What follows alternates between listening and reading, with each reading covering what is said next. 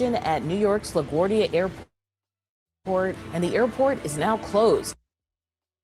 An Air Canada jet hit a fire truck on the runway. Now, this happened just before midnight. 2 pilots were killed. Dozens of other people are injured. This video from the scene showing the wrecked plane, nose tilted up to the sky. The crash truck is seen nearby. And here is the moment air traffic controllers knew something went wrong. Frontier 4195, just stop there, please. Stop, truck one, stop. Stop, truck one, stop. Stop, truck one, stop. Yeah, 646, I see you collide with vehicle in just hold position. I know you can't move. Vehicles are responding to you now. Okay, joining us now with the very latest is CNN correspondent Gloria Pasmino. And Gloria, what are you hearing right now at LaGuardia? Yeah, Audie, you know, it's just devastating listening to that audio, hearing the radio operator telling the vehicle to stop. We now know that the vehicle collided with the airplane. There were 72 passengers aboard that aircraft, 4 crew members, and sadly, the pilot and the co-pilot were killed as a result of that collision. Now, dozens of passengers were also injured. 41 passengers and crew were transported to the hospital shortly after that collision. 31 of them have been released, and the 2 people who were inside the fire truck, which collided with the airplane, we are told are in stable condition. Now, here's what happened, and as you look at the images of the airplane, you can see the front of the airplane is completely destroyed. The collision happened around 11:40 last night. This is a Jazz Aviation flight that was operating on behalf of Air Canada. The aircraft, we are told, struck a Port Authority aircraft rescue and firefighting vehicle, which was actually responding to a different aircraft on the runway. This was flight 8646. It was coming in from Montreal late last night. It left Montreal around 10:30 p.m. local time and landed here at 11:40. It collided with the firefighting vehicle shortly after the landing. In fact, we heard from officials here at the Port Authority. Damn, look at that. That looks crazy. Good morning. Happy Monday. Happy Monday, child. This mess happened last night, like she said. Shout out to whoever sent me this. I think it was Reaper. That looks crazy. Why is it all the way up in the air like that? Like why is it? I don't know. I don't know if it's aviation people here that know this type of stuff, but so it sounded like, and there's a different video, the audio that I'm going to give to you on a second. Excuse me, where they're saying, go to the plane, go to the, I guess they didn't see the fire truck, but the fire truck or whatever, you ain't see that plane coming? I don't know. Okay, let me tell you, I don't know. I don't work in the airport. I ain't no pilot. I ain't no fire truck person either, right? But I do drive, okay? I drive. So if I am driving and I hear the, the whistle for the train, I'm gonna look. And if it look like it's coming, I'm not going. I'm not blaming nobody. I'm just explaining my thought process on this. How is it that the person in the fire truck didn't see the plane coming? Because I'm telling you, I'm gonna be looking for some planes. If I'm out here on the tarmac, I think it's called, I'm out on tarmac with a bunch of big ass planes, I'm gonna have to be on the lookout. Which manages the airport, they described the moment saying the collision happened during the landing. Now, this was a regional jet aircraft. It was traveling south, going very fast, about 130 miles just before it hit that fire truck. Now, the passengers. Now, what's going on with the people in the fire truck? That's the fire truck on its side, it looks like. It looks like it's on its side. Do you see it? Maybe it's just me. It's definitely not face up. But then again, if you just ran into 130 mile an hour, however many, tons or whatever a plane, weighs, I'm surprised that it's even on his side, not obliterated.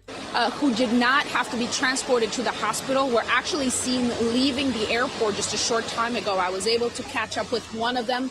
He described the moment to me, telling me that it was a hard landing and that they had no indication that there was a problem on the runway. Take a listen. We went down for a regular landing. We came in pretty hard. We immediately hit something, and it was just chaos from there. About 5 seconds later, we had come to a stop, but in that short period, I mean, everybody was hunkered down and everybody was screaming. Pretty quickly, we didn't have any directions because the pilot's cabin had been kind of destroyed. So somebody said, let's get the emergency exit and get the door in. Let's all jump out, and that's exactly what we did. Audie, the passengers who did not have to be transported to the hospital were set up in a airline lounge. They were reunited with their family members, and as I said, many of them were leaving the airport just a short while ago. The FAA issued a ground stop here at LaGuardia Airport shortly after the incident. That ground stop has been lifted now, but the airport is closed. Officials telling us it just what we needed in the midst of everything else that's going on. Now LaGuardia is closed, child. Now, I'm not saying that it shouldn't be, because it probably needs to be. And then that's another bunch of people who are now affected even more travel-wise. These people, damn, you see her ass? I'm sorry, let me focus. Now you got these people traumatized, of course. Like I feel comfortable flying. I'm not scared to fly. But y'all, let me tell you something. You just came in for a landing. There used to be a time when you come in for a landing, people clap and thank the pilot. They seem to not do that anymore. I always am like, thank the Lord and thank the pilot for getting us, landing safely through the skies. That's just how I look at it. But, this is all the more reason to be thankful, that you make it. Because anything can happen. We already know that. Anything can happen while you're driving or whatever. But y'all, this is crazy. But y'all, look at her ass, child. All right, let me stop. Anyway. In the last hour, they expect LaGuardia Airport to remain closed at least until 2 o'clock in the afternoon. The National Transportation Service Board, the NTSB, is on the ground launching their investigation. And I just have to say, the fact that the airport has to remain closed at least until the late afternoon, 2 o'clock today, is certain to cause a lot of delays, a lot of transportation issues here for passengers, which of course comes as we are seeing all these other problems, delays and long lines as a result of the partial government shutdown. So it's going to be a busy and likely, a troublesome morning for people who are going to be traveling. Audie? Okay, that's Gloria Pesmino at LaGuardia with the latest. I want to bring in now CNN transportation analyst Mary Schiavo, former Inspector General for the Department of Transportation. She's also investigated countless aviation crashes. Good morning, Mary. Thank you for being with us. Just to give people the state of play right now, we have those images of the plane. We just heard from our reporter, it was traveling something like 120 miles per hour coming in for its landing. When you listen to that air traffic control, those voices, what are you hearing that you'd want to investigate?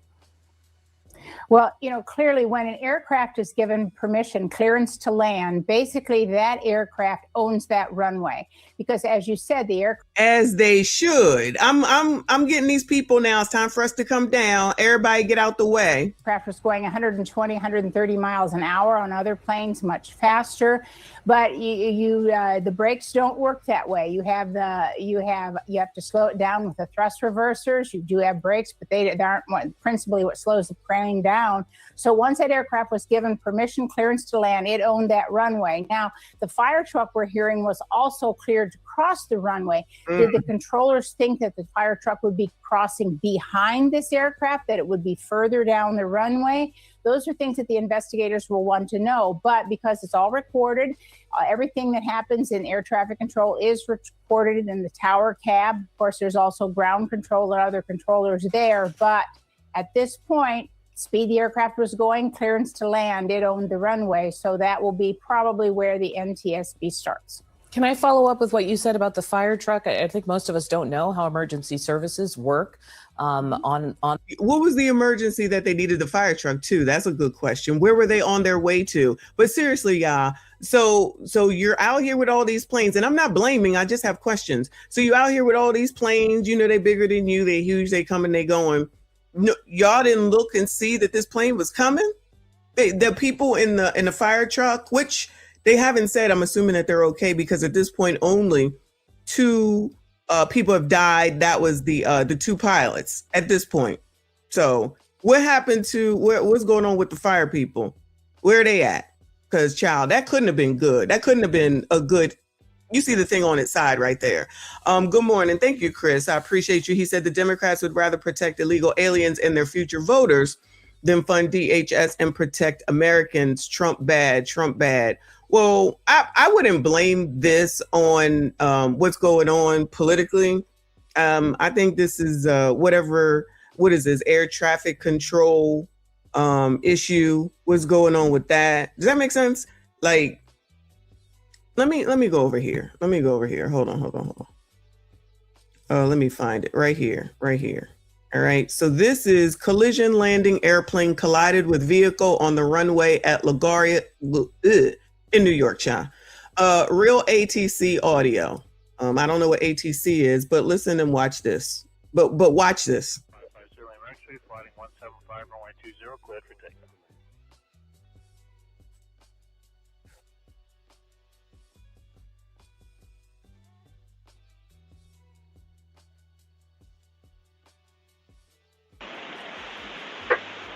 Truck 1 and Company, LaGuardia Tower. Truck 1 and Company. Truck 1 and Company, LaGuardia Tower, requesting to cross 4 at Delta. Truck 1 and Company, cross 4 at Delta. Truck 1 and Company, crossing 4 at Delta. Frontier 4195 to stop there, please. Stop. Truck 1, stop. Stop, Truck 1, stop. Stop, Truck 1, stop.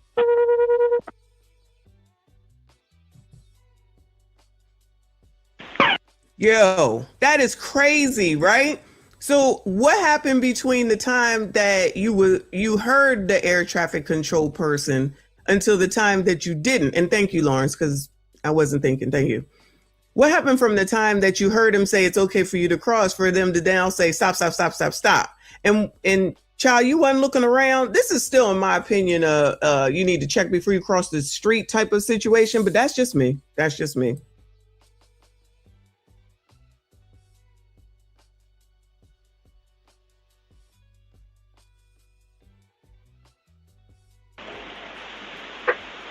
Truck 1 and Company, LaGuardia Tower. Truck 1 and Company. Truck 1 and Company, LaGuardia Tower, requesting to cross 4 at Delta. Truck 1 and Company, cross 4 at Delta. Truck 1 and Company, crossing 4 at Delta.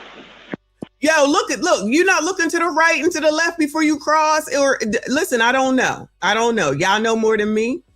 So you just go because they said that it's okay to go. So you don't see that plane coming, allegedly? I'm just asking. I don't know. I know they said it's okay. So you hear them asking, can we cross? They say, yeah, you could cross. And then you didn't hear them when they said, stop. Yeah, I'm thinking it is in some way, shape, or form at this point, because you said it was okay, but weren't y'all supposed to know that this plane was coming? I don't disagree with you, Zuma. So you allegedly knew this plane was coming, and then you told this truck that it was okay for him to cross, but I'm still looking.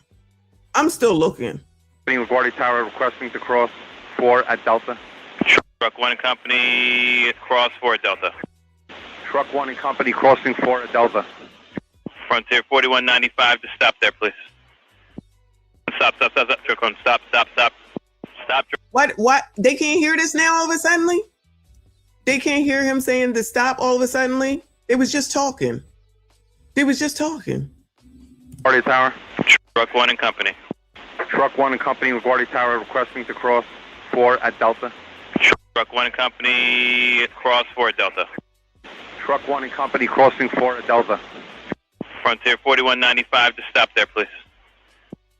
Stop. Truck 1, stop. Stop, Truck 1, stop. Stop, Truck 1, stop.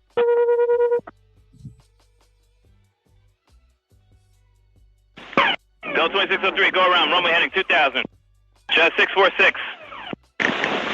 Jet 646, I see you collide with a vehicle there, just hold position. I know you can't move. The vehicles are responding to you now. Is the runway closed? Del 2603, go around, runway heading 2000. Heading 2000, go around, Del 2603. LaGuardia Tower. Truck 2, runway 4 is closed, correct? Yes, go on to runway 4 now. Proceed on runway 4, you have access. Tower, car 90, runway 422 is closed at this time. 90, roger. LaGuardia Tower, vehicle 98. 98. 98. Vehicle 98. Vehicle 98, please show at this time. Runway 422 is closed. I repeat, runway 422 is closed at this time. Tower, car 90, LaGuardia Airport is closed at this time. Del 2603, runway 3000, go to approach 20.8 now. 3000, over. South 3988, cross 13 Romeo, left at Papa. South 3988, cross 13 Romeo, left at Papa. We'll cross 13 on Romeo, left on Papa, Southwest, 3988. 2603, 20.8, they're looking for you. Tower, car 90, to reiterate, LaGuardia Airport is closed at this time. No aircraft in or out. Okay. Frontier 4195, you copy that? All right, there's an incident on the field. We're closed right now. Just stand by. South 3988, proceed Bravo Kilo for lane 8. JetBlue 1199. Call us back in 10 minutes. There's been an incident on the field. The airport's closed right now. Wow. Shout out to Ben. I appreciate you. I'm gonna go back. So I do agree that the plane does not have enough time. He's going 130 miles an hour. You just came in off of the landing. If that plane had tried to like swerve or something, then it would have been more tragic. I don't know if a plane can swerve. I don't know, right? But in my mind, I'm thinking if you tried to swerve, then that would have been worse. Does that make sense? Again, I don't know if you can or not, especially you're going 130 miles an hour, trying to slow down, of course. So maybe it was less, but why couldn't they hear when they were requesting permission to cross? Wait, let me say, when they were requesting permission to cross, they could hear, but when they said to stop, they couldn't hear. I'm just confused about that part. And again, it might just be me. I'm gonna look before I cross because there could be a plane coming. Again, that's just me. Maybe it is short staff because that's a thing with air traffic controllers, isn't it? Allegedly.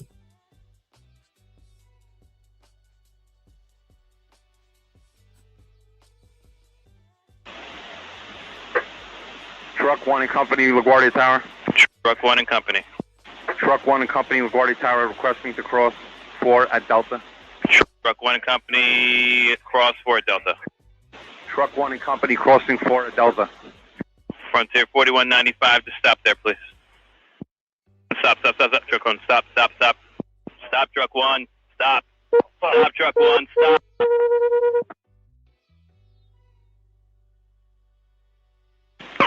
Del 2603. That's just crazy to see, y'all. I'm sorry. And that obviously that's how it happened, but that is crazy to see.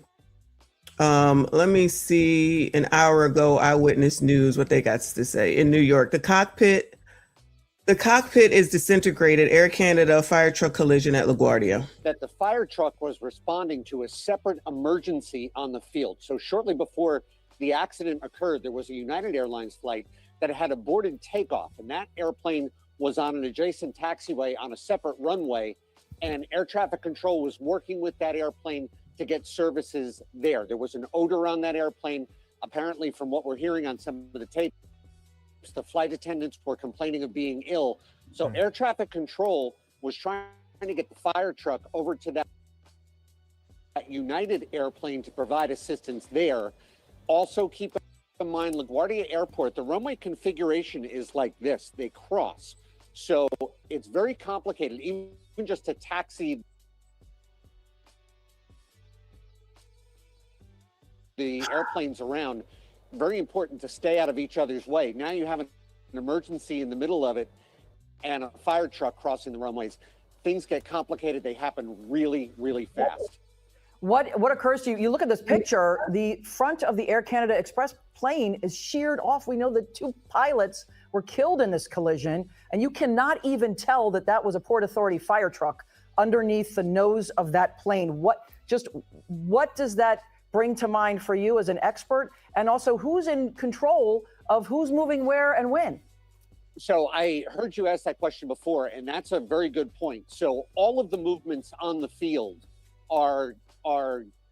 they're all judged by air traffic control. They give the permission to move everything, whether it's an airplane, a taxiing airplane, departing airplane, or even a car, in this case, a fire truck. So every movement that fire truck in this case would talk to air traffic control and request clearance to cross the runway. At the end of the day, the air traffic control tower is in charge of everything that moves on that field. Oh, well, you know what's about to happen. Dollar Washa, I want to be careful because it sounds like the internet starting to internet or the StreamYard starting to StreamYard. The passengers are alive. Only the 2 pilots have died, but I'm trying to understand what happened to the fire truck people because that thing looks a mess too.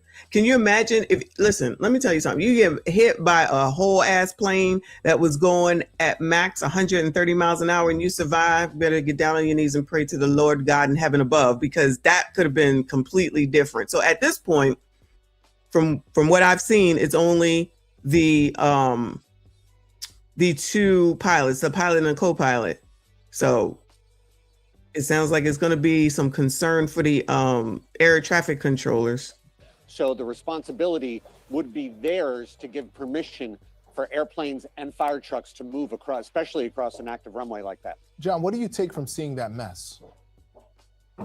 Honestly, from the picture, it looks to me, given the amount of the damage, that the airplane was on a rollout, so it had already landed and was not at full speed.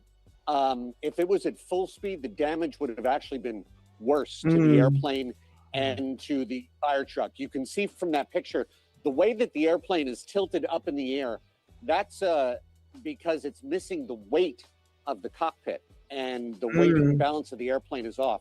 The cockpit is disintegrated. Wow. That's a terrible accident, a really bad. Okay, well, that explains it, because I'm like, well, why is the front of the plane up? That don't make any sense. Gone. Because even if I'm trying to, I can't tell. Just imagine if I don't know if they're called legs, but the wheels are gone. Shouldn't it be nose down? Disintegrated. They said nose up. That's why. Because that's what I was asking. Like, what the hell? Impact. Yeah, and I just want to ask you one quick question before we go, John. 2 p.m., they're expected to reopen this. The NTSB is investigating. Whenever you have any kind of situation like this, it's not like a car accident. You can just move it to the side and let planes land on this runway. It is a major operation. So what needs to be done before the airport reopens? Well, what they'll do is they're going to go out. They're going to document the wreckage. They're going to find parts, any kind of clues.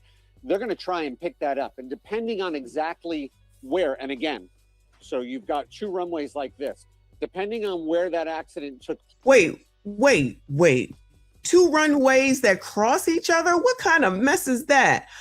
Tracy, it's Air Canada. It was Air Canada. How the hell? So 2 runways. I mean, I don't know, y'all. I don't be paying that much attention. So they just crisscross one another? Woo, that sounds crazy. Place will depend on how quick they can get the other runway reopened. The runway that this accident occurred on, I wouldn't expect to see that open today. Maybe that'll be reopened tomorrow. They'll have another operational runway. They'll try and run all of their departures and arrivals off of that.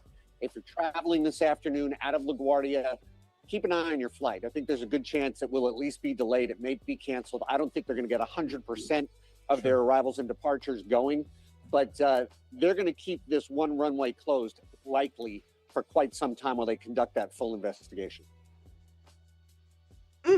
Okay. 30 minutes ago. Let's see this one. All right, we're staying on top of 3 big stories that happened. 3? The hell else happened? Overnight. We'll begin with our largest one with the biggest impact. This is definitely an up-to-date shot. So it's raining on the East Coast today, at least in the northern Northern East Coast. Shout out to all of y'all if you're in this mess. Yesterday it was a 70 some odd degree day, and today it's supposed to go down to the 40s if I'm not mistaken. So now they got to contend with the rain, which means it's also going to be not as bright as they need it to be. Airport is shut down. LaGuardia is shut down until at least 2 p.m. Then they're going to have to come back and figure out what to do with everybody who's rerouted. Then they got to come back and deal with what we've already seen that we've been following they have to deal with regard to TSA. Lord help your people. Ground stop in effect until at least 2 this afternoon because of what you're seeing live here on our screen at LaGuardia Airport. A deadly crash involving a plane and a fire truck. Here's a live look at that airport this morning. Many emergency vehicles are still on scene. It looks like a drizzly, foggy morning, which, as we've heard airport officials say, could have been a factor in this crash. And we do know, unfortunately, that two pilots are dead and dozens of people are injured right now as a result of this crash. Oh, okay. So now we know that some passengers are injured. I didn't hear that before. This is only about 10 minutes old, this broadcast here. Yeah, officials confirmed in a news conference this morning, which we brought you live, that at least 41 passengers and crew members went to hospitals. Authorities say an arriving Air Canada Express plane. Damn. And I sit in the front. I like sitting in the front. Damn, that looks crazy. The front looked like it could have been an explosion. I'm not saying that it is, but that looked crazy. It looks like an explosion. Plane collided with a fire truck on the runway late last night. Of those taken to the hospital, at least 32 have been released as of this morning, but officials say there were very serious injuries. The Port Authority official says the aircraft had 70 people on board. It's unclear whether that number includes the crew members. While crews investigate this crash, no flights are permitted in or out of LaGuardia through later this afternoon around 2 p.m. This is already causing a change in plans at a lot of airports in our area, including PTI, where we find our Giselle Thomas this morning. Giselle, we already talked to you earlier, and you showed us a lot of the canceled flights on that board. Yes, the overall theme that we're really seeing is some of those canceling flights, whether it's those that were supposed to come here to PTI from LaGuardia or those leaving out of PTI to go there, they have been canceled. Now, not only coming from in the morning time, but now we're seeing that really go into the afternoon. Taking a look at this board, we're seeing that here, there's a flight here that was coming out of LaGuardia. It's canceled. That was 10 o'clock. Then we're also seeing another cancellation going to 1 and then a bit later on till 3:18. That's already later on into the afternoon. Then even going over on the departure side, you're seeing that there's some flights that was canceled going at 10:52 and then a little bit later on to 11:26. Now we're really just seeing those trends between Delta and also American Airlines. We're over here on the Delta side. So I was able to speak to one of the ticketing agents here who said that they're really just working to rebook people at this time, and they're just truly hoping that the airport opens soon. Now keep in mind, we are a smaller airport here at PTI, so right now, the reason why we're showing you this board is because there's no delays or any setbacks here in our security lines or anything like that. We do know that PTI is a pretty quick airport, but the main thing is people who are trying to get over to the New York area, they're experiencing these cancellations. Now, again, they said they're working to rebook, and I was able to also just take a look at some of the airlines' main home pages, where if you're trying to book a flight to get to LaGuardia, at least today, right now, they're not even allowing you to book a flight. And we do know, although they can be particularly expensive, you are able to book a same-day flight. So to see that already kind of shows a sense of urgency, but also that right now they're just taking a pause to figure out everything that's going on in that area.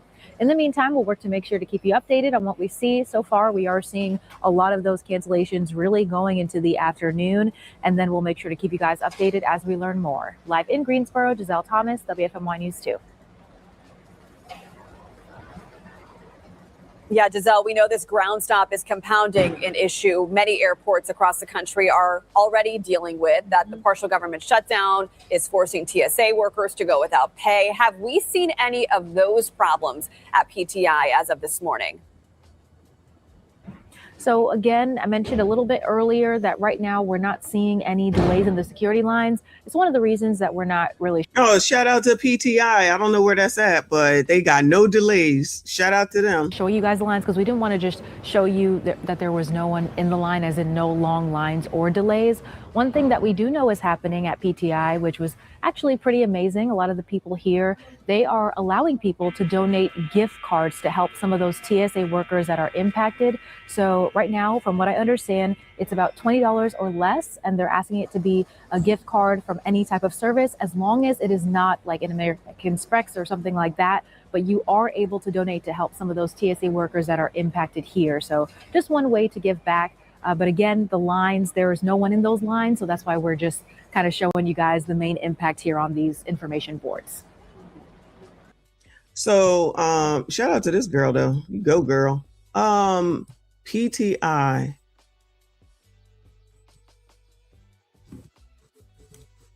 I'm trying to see who the hell that is. PTI. Pardon the interruption. Airport? Greensboro, North Carolina. Oh, all right. They're way out there. So this is in Greensboro. Oh, shout out to y'all. Greensboro, North Carolina. Ain't no problems there. I've never heard of that airport in my life. So if you need to get out, I guess you should go over to Greensboro. Let me see. This is WT&H, wherever they are. Pilot and co-pilot killed in collision between jet and fire truck at New York's LaGuardia Airport. Are believed to be dead after a plane crashed into a Port Authority fire truck at LaGuardia Airport last night. The crash forcing the airport to stop all flight operations. Yeah, and this morning giving you a heads up that you could see an impact if you're flying in or out of airports today. News 8's Brittany Taylor live for us at Bradley International Airport with everything we know so far. Brittany, good morning. Keith, Laura, good morning to you. Here at Bradley, things are moving normally. Okay, where's Bradley? Because I've never heard of that either. You can see the TSA line behind me. This is normally rush hour when it comes to flights departing here at Bradley. So things are normal. And I did just check the flight board. I am not seeing a single delay or cancellation at this time. However, because we know that a lot of flights are being diverted right now as a result of that crash at LaGuardia, this is just something that we want to give you a heads up about and just something to be mindful of today if you do have a flight in or out of Bradley. Let's get you to the latest on this crash at LaGuardia. We do have some video. Damn, even up closer. Is that a thing? Up close? Child, you know what I'm saying. Closer look. That thing looked torn apart. That looked like a horror movie, y'all. That looked like I don't even know. I want to know what's going on with the fire truck people. I feel like they're not saying that. You know what I mean? Oh, this one is near Connecticut. Okay. They're not even saying anything about the fire truck people. For you, we know that this involved a plane coming from Montreal. This was an Air Canada flight that landed at LaGuardia in New York just before midnight, sometime around 11:40. And shortly after touching down, that plane collided nose first with a Port Authority fire truck on the tarmac. Now, at this point, we know that the pilot and co-pilot of that plane are believed to have been killed. This is according to officials. That plane, from what we know from ABC, was carrying 72 passengers. At least 11 of them have been hospitalized, in addition to 2 first responders. It is still unclear. We know it was raining last night. It is raining very heavily this morning. It's still unclear if rain played a factor in that crash, but as Gil mentioned, this ground stop at LaGuardia, that's going to be in effect until 2 p.m. today. So again, here at Bradley this morning, no major impacts to tell you about, not a single delay or cancellation, but it's always good to stay updated with your airline carrier, as the situation could potentially change as that ground stop remains in effect until 2 p.m. at LaGuardia. Live at Bradley this morning, Brittany Taylor, News 8. Charles, thanks, Britt. Let me see. News Nation. See if they have anything else. This is an hour ago. It says LaGuardia crash, 2 pilots killed in jet fire truck runway collision. Right now, in breaking overnight, a plane collides with a fire truck at New York's LaGuardia Airport, killing 2 people. What you're looking at here on your screen, this is a live look at the plane now and the emergency crews surrounding it. This collision happened about 11:40 Eastern time. Shortly after that Air Canada flight landed. Brand new video shows the destroyed nose of the plane and the emergency crew surrounding it. But look at how mangled this is. That airport now completely shut down until 2 p.m. at the earliest today. Morning, everybody. I'm Marky Martin. Thanks as always for joining us. Want to get right out to News Nation's Marcus Espinoza, who's live at LaGuardia for us. Marcus, I know media is being kept a good distance from the crash scene. It's an ongoing investigation. What's your sense of what that scene is like right now?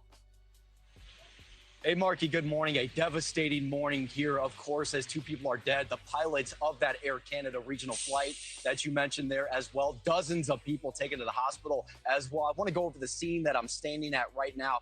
I'm basically at the airport in between Terminal A and Terminal B. That is what I am placed at right now. So you have the airport directly behind me. This is the American Airlines kind of hub right here. In front of me, obviously busy New York roads here in Queens, completely shut down. So nobody is getting in. Folks are able to leave and exit, but this airport is closed at least until 2 p.m. Nothing else is flying in or flying out.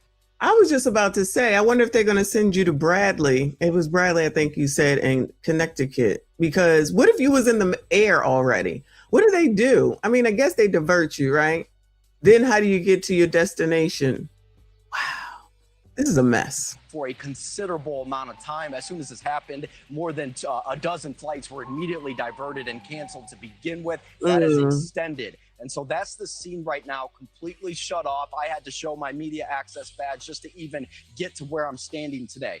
Want to look at that video again. It's a devastating image. It shows you that this was not some gentle bump. This was a significant crash there. You can see most of the nose of the plane hanging in the air, and the entire cockpit is destroyed. Officials say the New York Port Authority fire truck was responding to a separate incident when it was struck crossing the tarmac. The fire truck requested permission to cross the taxiway, was cleared to do so by air traffic control, but shortly after, you can hear a controller telling the fire truck to stop multiple times. Take a listen. Truck 1 and Company, LaGuardia Tower, requesting to cross 4 at Delta. Truck 1 and Company, cross 4 at Delta. Truck 1 and Company, crossing 4 at Delta. Frontier 4195 to stop there, please. Stop, Truck 1, stop. Stop, Truck 1, stop. Stop, Truck 1. Is it Truck 1's fault to not, because he didn't stop? Just a lot of questions, y'all. He said, like I said before, he could hear them when they said give permission to cross. You got permission. But then after that, he couldn't hear when he said stop. Y'all, don't let there be no cell phones involved. I'm just thinking as we keep going over this over and over and over again, why did you hear it when he said it was okay? Why did you not hear it once they said stop? And why are you not looking to your right and to the left since you're going across a plane landing spot, whatever you call it, Cha? Delta 2603, go around, runway heading 2000. Jet 646. Jet 646, I see you collide with a vehicle here, just hold position. I know you can't move. The vehicles are responding to you now. You can hear that there, that desperation to stop. You're taking a live image now from quite a distance of that scene there at the airport. LaGuardia, one of the busiest airports in the country. It's going to be closed at least until 2 p.m. today. Wouldn't be surprised if that gets extended. NTSB goes. I was thinking the same. Thank you, Kevin. The runway. My bad. Yeah, I'm thinking like, they can say 2 o'clock now, but it's possible it'll be extended. Team already been launched to investigate, going to be on scene here, I imagine, very shortly. The Air Canada flight arriving from Montreal and was traveling down runway 4 when the collision occurred. Shortly ago, airport officials explained some of the control tower procedures for taxiways. The procedure always is in deference to the control tower anytime anyone is moving on any of our runways or taxiways. So they have to get clearance.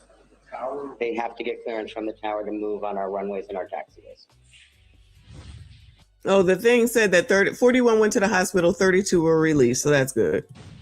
Marky, so obviously no flights are getting in and out again. This airport is completely closed, coming at a time when airports right now are facing TSA staffing issues, all kinds of problems right now with flying, with DHS partially shut down. all kinds of issues here, which Xavier is going to cover as well. But at the scene, this is completely closed. Nobody can get into this airport. They got to figure out other plans. My producer told me he ran into a family that he heard them talking about, how do we even get an Uber out of here to get to another airport? That's the kind of confusion this closure has caused. I'm right in front of the Grand Central Parkway here, a major thoroughway for folks as they're trying to get to work. So it's certainly causing a lot of issues this morning, as tragically 2 people are dead. Several dozen others went to the hospital. 9 remain there still. So this is a serious, tragic incident. It's horrific. And as we can see and hear, an ongoing investigation. Thank you for watching. Thanks, Chris. All right. So if y'all didn't see this, if you just got here, hit the like button for me, subscribe if you are new. This is like a visual. I mean, I don't know if they really do it like this, but this is crazy to watch.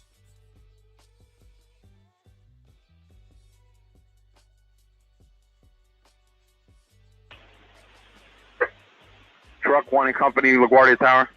Truck 1 and Company. Truck 1 and Company, LaGuardia Tower, requesting to cross 4 at Delta. Truck 1 and Company, cross 4 at Delta. Truck 1 and Company, crossing 4 at Delta. Frontier 4195 to stop there, please. Stop. Truck 1, stop. Stop. He just said to stop there, please. He just said to stop there. Truck 1 and Company, crossing 4 at Delta. Frontier 4195 to stop there, please. Stop. Truck 1, stop. Stop, Truck 1, stop. Stop, Truck 1, stop. You just heard him say that. Like, I'm so confused right now. This visual is crazy. This visual is half damn crazy. Truck 1 and Company, LaGuardia Tower. Truck 1 and Company. Truck 1 and Company, LaGuardia Tower, requesting to cross 4 at Delta. Truck 1 and Company, cross 4 at Delta. Truck 1 and Company, crossing 4 at Delta. Frontier 4195 to stop there, please. Stop. Truck 1. So they just asked and they said not to go, right?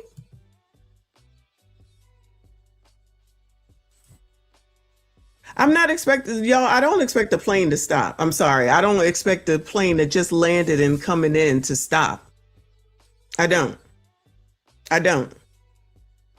The only person that can to do anything to prevent this is the fire truck. So why didn't they hear to stop?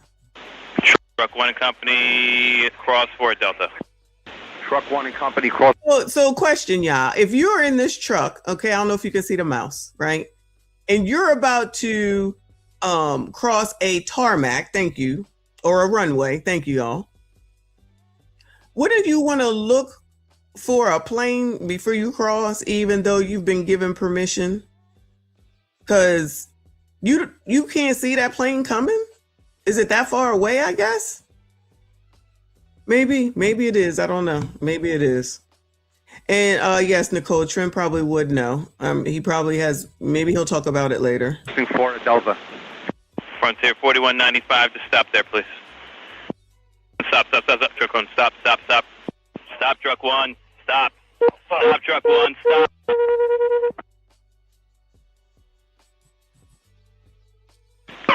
Delta 2603, go around. Runway heading 2000.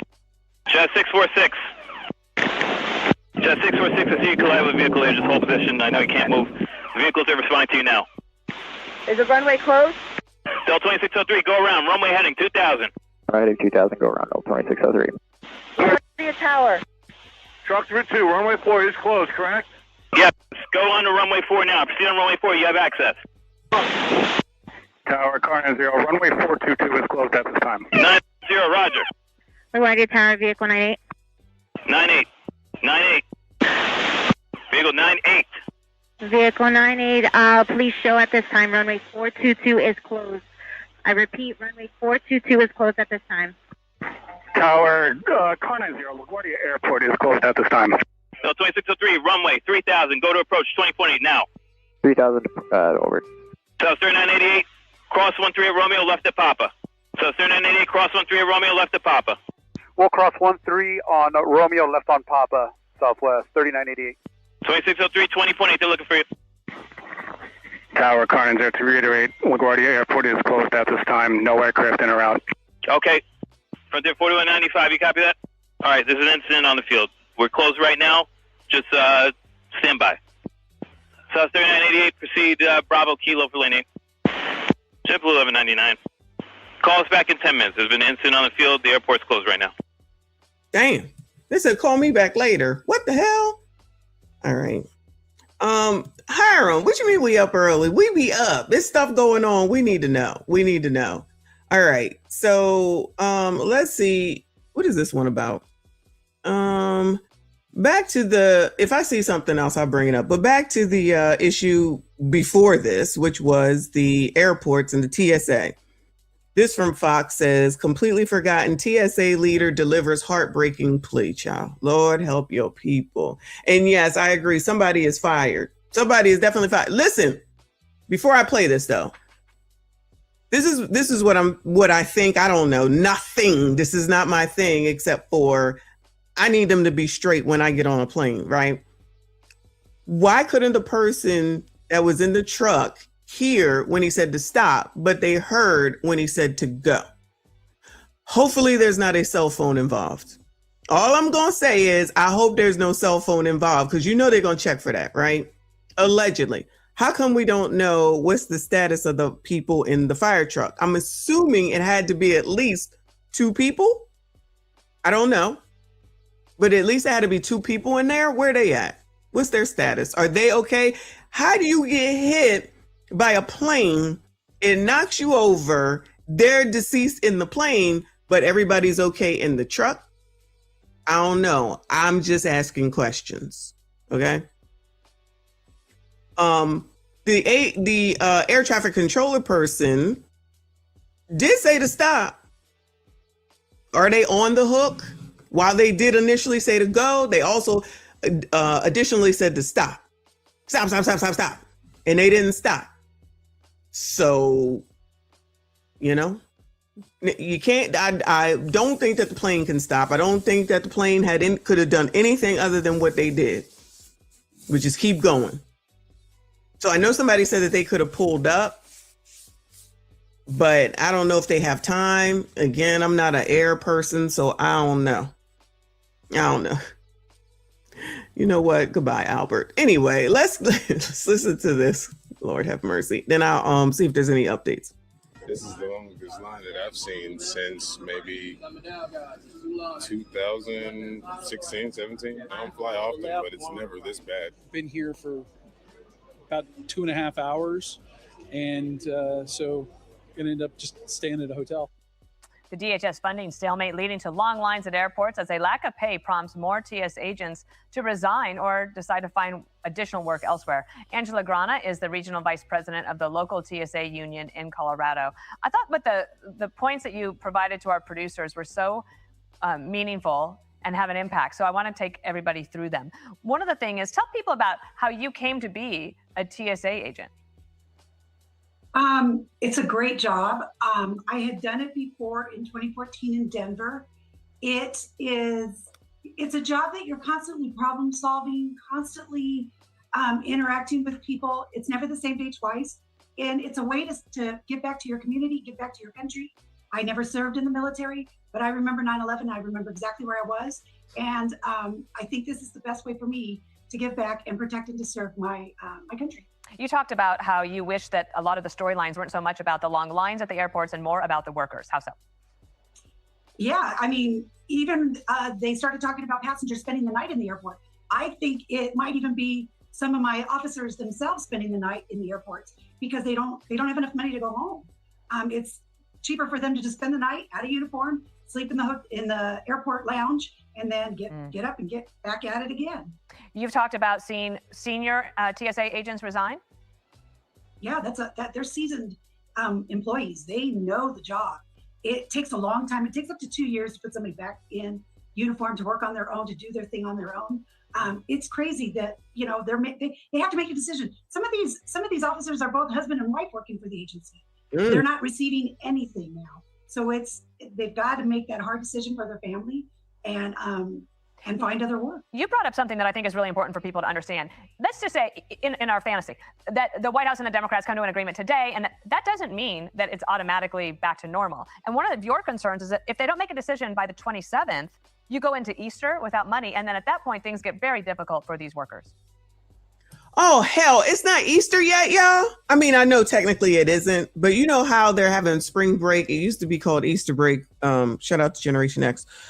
And that's usually the time we got off was the Good Friday and then through the next week for Easter, which would have been considered spring break back then.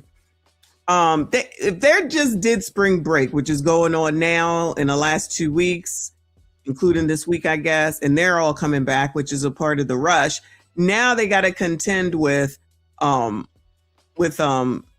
Easter, with people who have booked planes or booked trips for Easter next. The despair is going to be through the roof. The anxiety, the sickness in your stomach is going to just be beyond something that they can handle. They need to stay focused on their job. They need to be 100% correct every bag, every passenger. They can't make a mistake, and they cannot be distracted with the problems of home. They cannot be distracted with their responsibilities at home. They need to be fully engaged in their job, and this is throwing them through chaos. And you know, the security of the airports run on our labor. We shouldn't be doing this for free.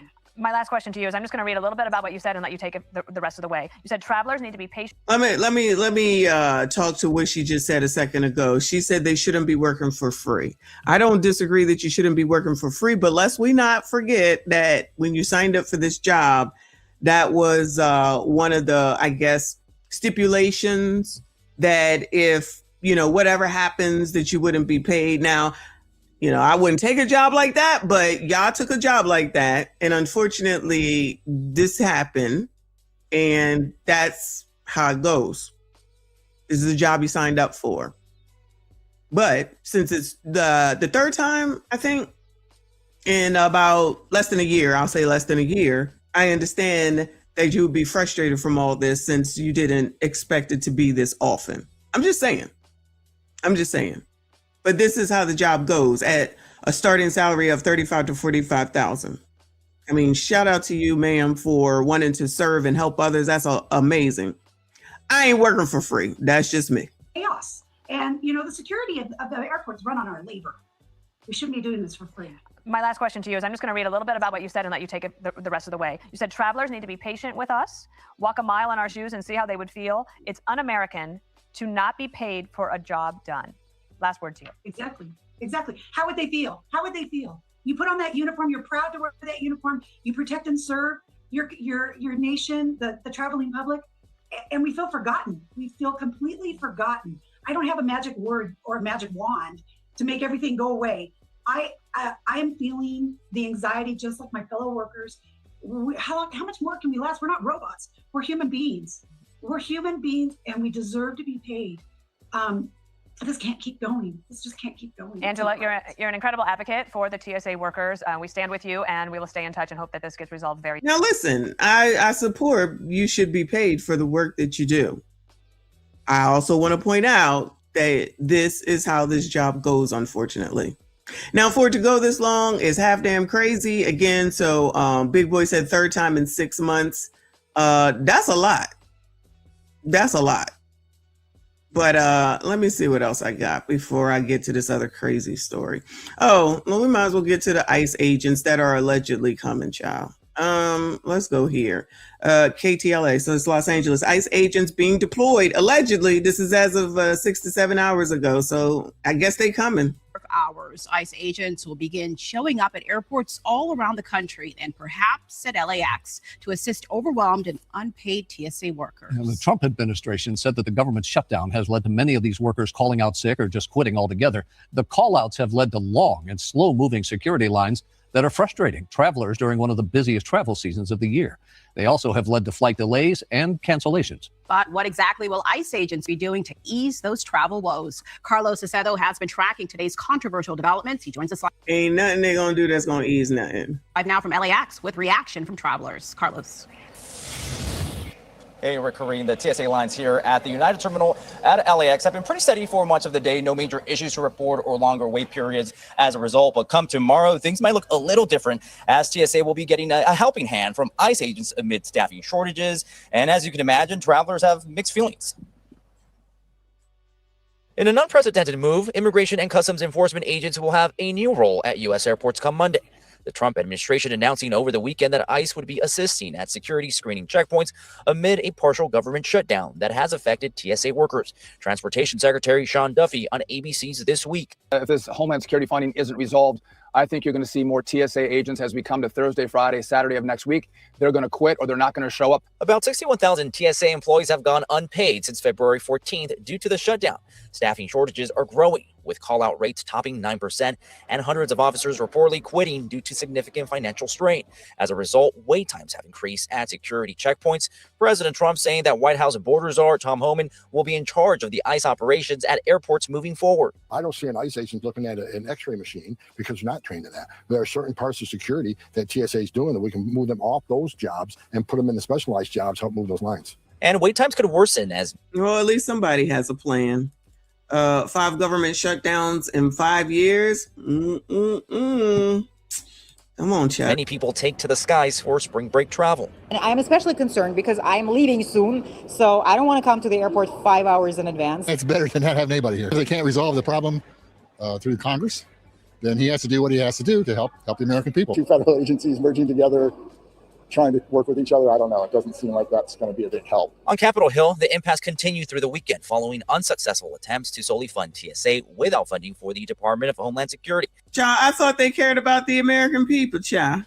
In the meantime, President Trump suggested agents could also be tasked with making immigration arrests at airports. The California governor's office responding on X. By sending ICE into airports, Trump is proving the problem in real time. ICE has become the president's lawless, undertrained personal police force deployed to serve his agenda, not the law. Newsom, please shut the hell up. No one asked you. Oh my God, can't stand him. Can't stand him. You know he's going to run for president. And here at LAX, officials say they don't anticipate changes to their daily operations, saying that the airport so far hasn't experienced longer. I want to know what time this was. Wait times as a result. For now, we're live at LAX. All right. Shout out to you. He looks like he could be an actor. Let's go to, Child, we going to the ATL. You already know. She was fucking his best friend. So, I mean, everybody's fucking down here in Atlanta. I don't know what to tell you. They breeding like rabbits down here. Everybody getting ass. Shout out to TLA and the ATL. What's going on? ICE agents will be at our airport tomorrow to help relieve some of that congestion. Oh, they're definitely and this is a live look at the chaos this morning. Security lines. Yo, he just said it like it's confirmed. Like it's confirmed. They're coming. That ICE agents will be at our airport tomorrow to help relieve some of that congestion. And this is a live. What is it? Jackson Hartsfield, I think it's called. One of the biggest airports. A mess.com. Now they're going to put some ICE agents in there. Woo! I got to hear if they're going to put them in Philly. If they put it in Philly, I'm going. Look at the chaos this morning. Security lines snaked throughout the terminal, and they were so long that some passengers didn't even know where the line started. TSA workers have not been paid since February. Atlanta News Source reporter Alani Latang has been at the airport all evening long giving us updates. Alani, what did the mayor say about the arrival of ICE agents? So Mayor Dickens said that ICE will be coming here, but they will be here for line management, crowd control, not to do immigration enforcement when they get here. But take a look at this line. We're in the middle of the atrium between the north and south terminal. Believe it or not, this is looking somewhat lighter than what they had before. But the person at the front of the line, she told me she's been waiting for 6 hours, and now her flight is tomorrow morning. She's just trying to get through, get something. 6 hours. What'd I say? All these people over there on my post on Facebook, they were like, oh no, you don't have to be there that early. You don't have to be there that early. I'm sorry, what? I was there. I was in that line. I know how slow it was moving. Now she there the night before, the day before in order to get through. You know, you're actually, what they typically say is that you can't be there too much before you're supposed to leave. I guess now, obviously, that all goes out the window. So you got to take a vacation day before your vacation in order to be able to hopefully get through the lines. And then you got to Then you gotta, when you get back or on your way back, you gotta take another day from your vacation in order to get over there, in order to get back in a timely manner so that you don't miss the plane like I had to miss. I definitely want my money back. This is bullshit. Thank you, Kofa. He said the busiest airport in the world. Hartsfield Jack. There's a lot going on over there for sure, for sure. There's a lot that goes through there. A lot that goes through there. And putting in TSA or ICE agents, chaos. She's been waiting for 6 hours and now her flight is tomorrow morning. She's just trying to get through, get something to eat, and then not have to go through this tomorrow morning. So you think it's a joke, but really, if you have a flight tomorrow, start getting in line tonight here, because If you have a flight tomorrow, get in line. Get in line tonight. Oh, but when I said it, I was crazy. Child, please. Of thousands of TSA workers have gone without pay for more than a month here. Atlanta mayor confirming that tomorrow morning ICE agents will be here at Hartsfield-Jackson, and it's conflicting what ICE agents will do here. So Board Czar Tom Homan says ICE agents will do jobs that don't need specialized training. However, Transportation Secretary Sean Duffy says ICE agents could be used for screening. But again, in a statement, Mayor Dickens says that ICE agents will be here to do line management, crowd control. We've spoken with workers here at TSA, or excuse me, we've spoken with workers here at the airport, just people that work in customer experience. Let me just say that for the most part, everyone has been calm. Y'all know we really haven't heard any of these people wilding out, fighting, pushing around, carrying on. We've heard basically nothing. I've heard nothing. So I'm going to assume for the most part, it's been nothing. That's good. Because I'm telling you, these people really want to go somewhere, so they on their best behavior. Soon as ICE enters the picture, I'm telling you, it's going to be a different situation. It's going to be completely different. I don't think that this is the right answer. I think that he's doing this, unfortunately, to cause chaos, where chaos is already under control. That energy need to be put in figuring out how to negotiate to get this shit taken care of before it gets to the way that that lady was saying, how you got to teach people, they got to be trained properly and, you know, what they need to do. And the top people are quitting. Child, you better figure out how to give them some money so they can come on back. But child, what do I know? Anyway. Experience and airport operations, and they say they're welcoming that help because they need more help for just crowd control. I've spoken with other passengers on how they feel about ICE agents coming here, and they say it could create a level of fear for some passengers. This is about going to helping TSA do their mission and get the American public through that airport as quick as it can, while adhering to all the security guidelines and the protocols. We're simply there to help TSA do their job in areas that don't need their specialized expertise. We've already seen how ICE crowd control. Because listen, y'all, there was no one there to direct on where to go. Okay. So there was someone that was in line for 2 hours, and then they finally found out that they were in the wrong line. So then they had to start all over in another line.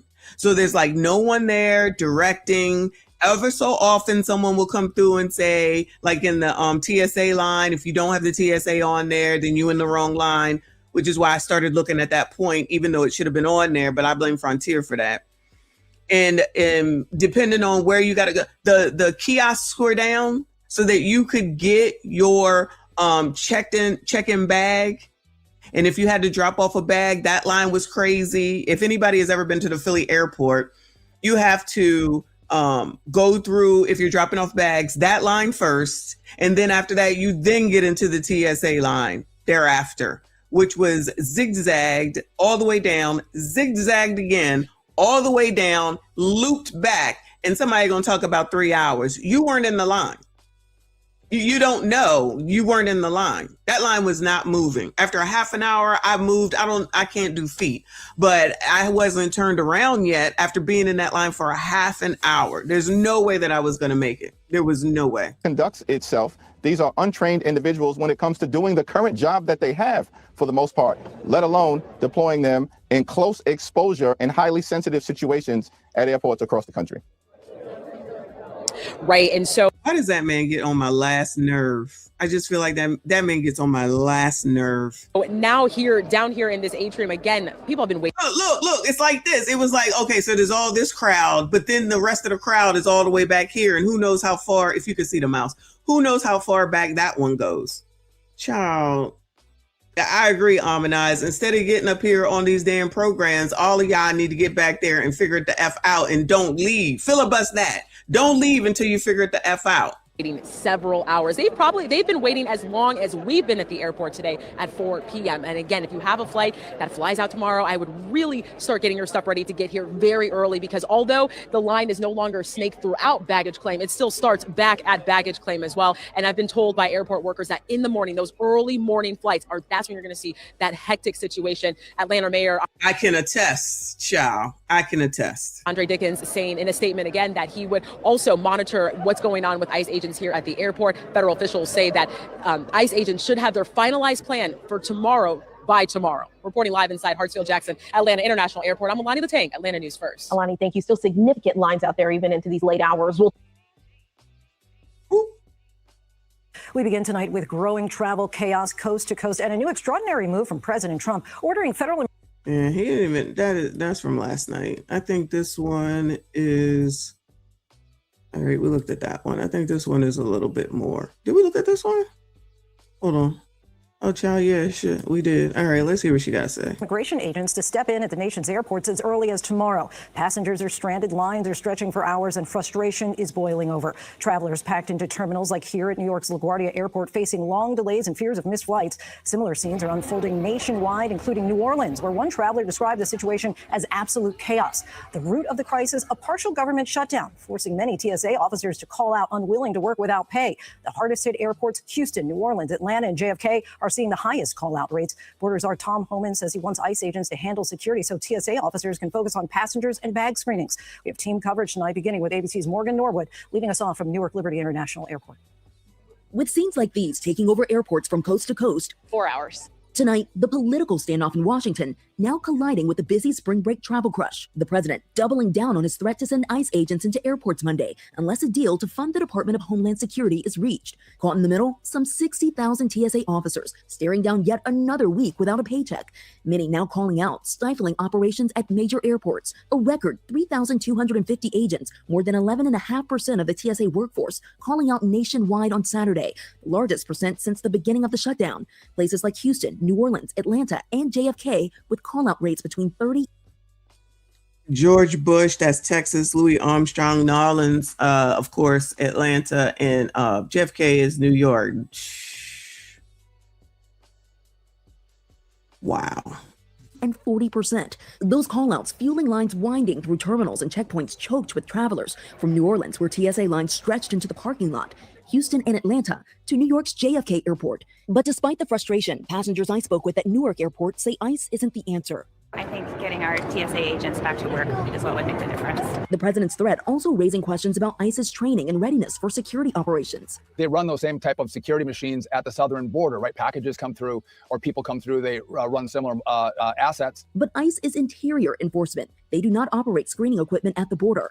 Borders Czar Tom Homan suggesting ICE would largely jump in to free up TSA agents for specialized tasks like passenger and bag screenings. But there are roles we can play to release TSA officers from the non-significant roles, such as guarding an exit, so they can get back to the scanning machines and move people quicker. And now billionaire Elon Musk offering to pay the salaries of TSA personnel. That means covering the 3 weeks of missed pay for the roughly 60,000 TSA employees who, according to federal data, make about $61,000 per year, a check that would cost millions. Hold on, they keep changing the amounts. Now, when we started this, it was 35 to 45. Now it's yesterday was 50. Now it's 61,000. What is it? What the hell is it? TSA personnel. That means covering the 3 weeks of missed pay for the roughly 60,000 TSA employees who, according to federal data, make about $61,000 per year, a check that would cost millions. And Lindsay, we are just getting word of the situation down in Houston, one of its busiest airports, George Bush Intercontinental Airport, seeing 3 of its 4 checkpoints topping wait times of more than 3 hours, with Terminal E, one of the busiest terminals, seeing nearly 4-hour wait times, Lindsay. Major disruption. Oh, I'm telling you, you're not going to know till you get there. You listen to these people all you want to. You will not know until you get there.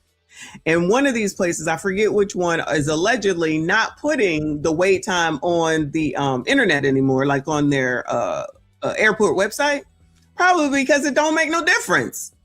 You better get there the night before.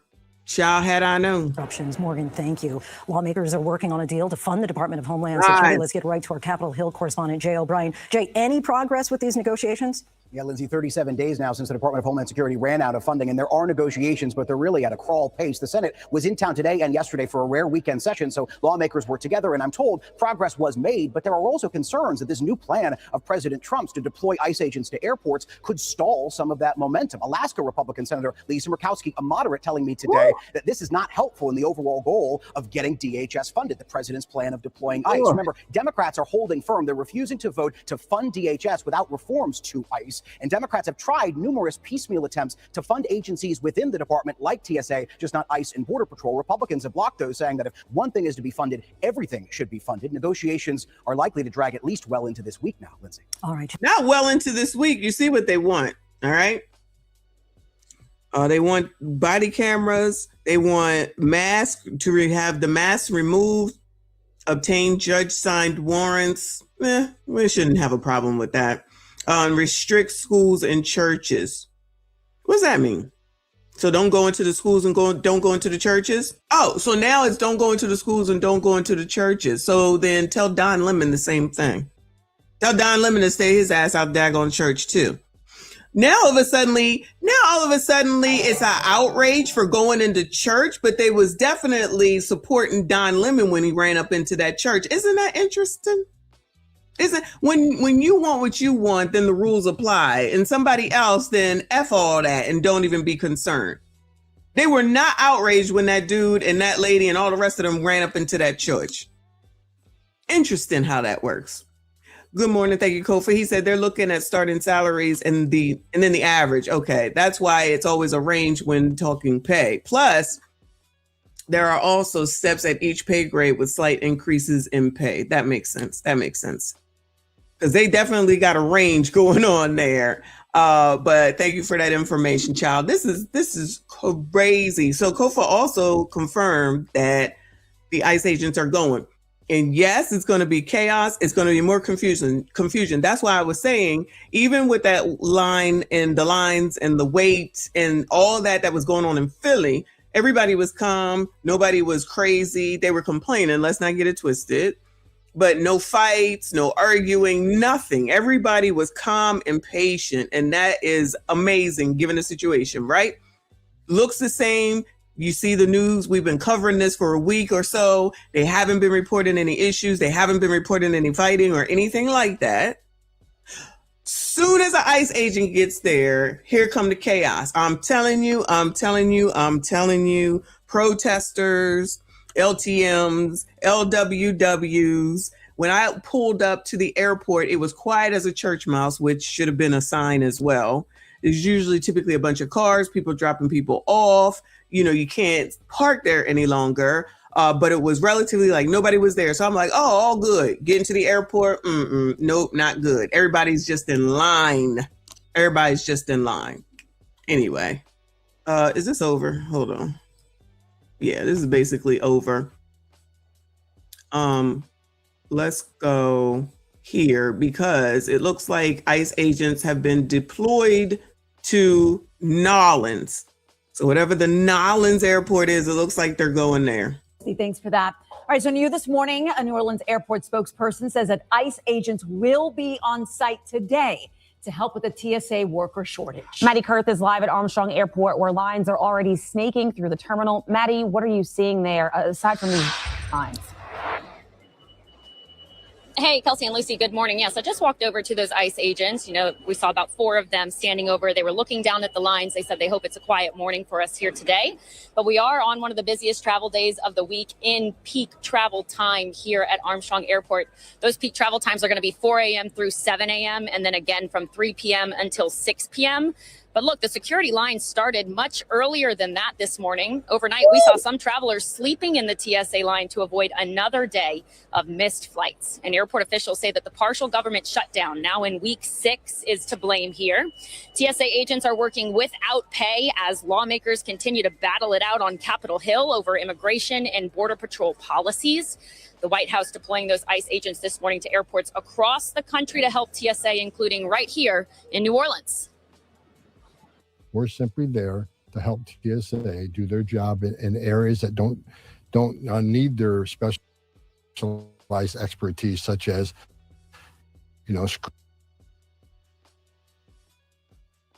screening through the X-ray machine. I have an idea for Donald Trump. Instead of sending ICE agents to harass travelers at airports, why doesn't Trump get his act together and agree to pay the TSA workers and get the Senate Republicans to do so? Child, why that man get on my nerves too?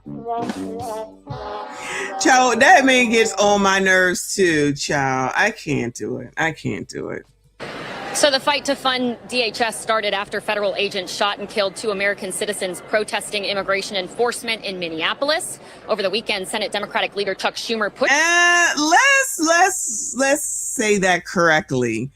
2 people impeded the efforts because they think that what they think matters more than the actual law, and they got taken on up out of here because they was minding a business that don't pay them. I know that's not like what some people want to hear, but let's we not just act like they was just out there just taking aim, all right? Because that's what that sounded like.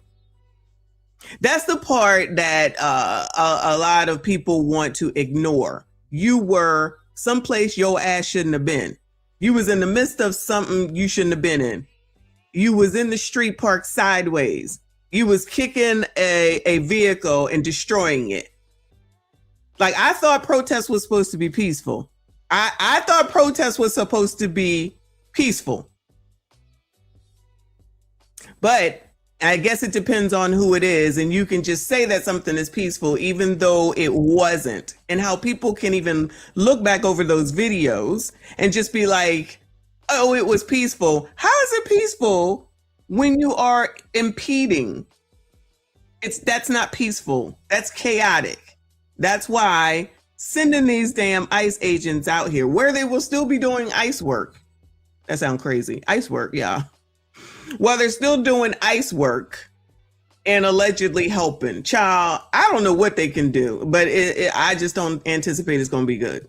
A measure to fund the TSA separately from the full DHS package, but Republicans blocked it 49-41. And so that frustration is growing here at the terminal. So are the lines. What you can't see from this vantage point is that the general boarding lane starts out in the parking lot. Once again here, it's snaking all the way through arrivals. Anyone who's been here at Armstrong Airport before knows just how long of an area or how wide of an area that is. So you are advised to get here at least 3 hours before takeoff on this busy morning, though I've heard from some flyers that the lines were taking closer to 4 hours, 5 hours. So Oh, really? Oh, really? Wow. So now they want to change it up. I could have told y'all that, but I don't know what I'm talking about, even though I was right there. You do have a flight this morning. If you're just heading out the door, you really want to get here as soon as possible. And of course, pack that patience. Everybody's in this together. And listen, somebody a second ago was talking about having to go to the bathroom.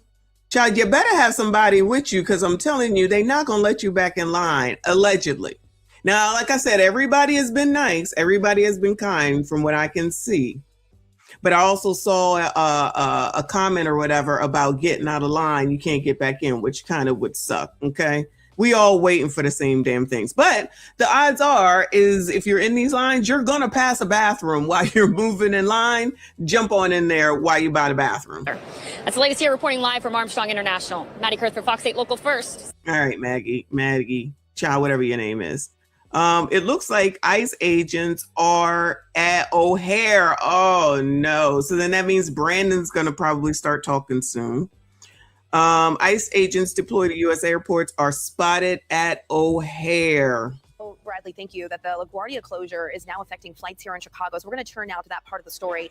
We sent Lauren Victory to O'Hare this morning. And Lauren, we've got 2 stories going on. We have the security lines. And within the last hour, we confirmed that ICE agents are indeed at the airport. Yes, Audrina, that's right. And as Bradley was just mentioning, what happened in New York is having a domino effect here. We know that at least 37 cancellations and 5 delays between LaGuardia and O'Hare are happening this morning. Midway's looking at 9 cancellations. TSA headaches are just ramping up around the country. Oh, imagine the people that were not aware about the crash in New York, and they're showing up, standing in line, finding out. Hopefully they got some alerts. Child, this is all wild and crazy. All at the same damn time. And yes, within the last half an hour, I have been able to confirm that ICE agents are at O'Hare this morning. The Trump administration promised a deployment of federal agents to airports as soon as today to relieve congestion at TSA checkpoints. And in addition to O'Hare, ICE has been spotted at Atlanta's airport this morning as well. 3-4-hour security lines continue to be a problem around the country as unpaid TSA officers call out sick. Sources tell CBS News the Department of Homeland Security scrambled over the weekend to figure out how ICE would assist TSA, whether it be securing entries and exits or helping check IDs. Now, the union for TSA workers nationally does not like the idea of ICE helping them, saying, quote, TSA officers deserve to be paid, not replaced by untrained armed agents who have shown how dangerous they can be. Now, I haven't spotted any ICE agents upstairs here in Terminal 1. This is the check-in area. I will keep looking for them. However, I did go downstairs by baggage claim where a TSA worker confirmed, yes, that's an ICE agent in there.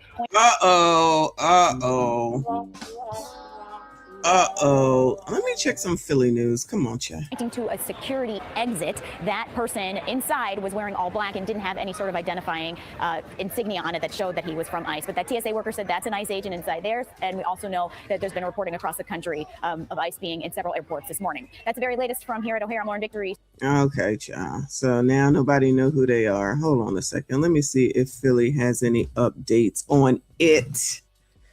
ABC Philly.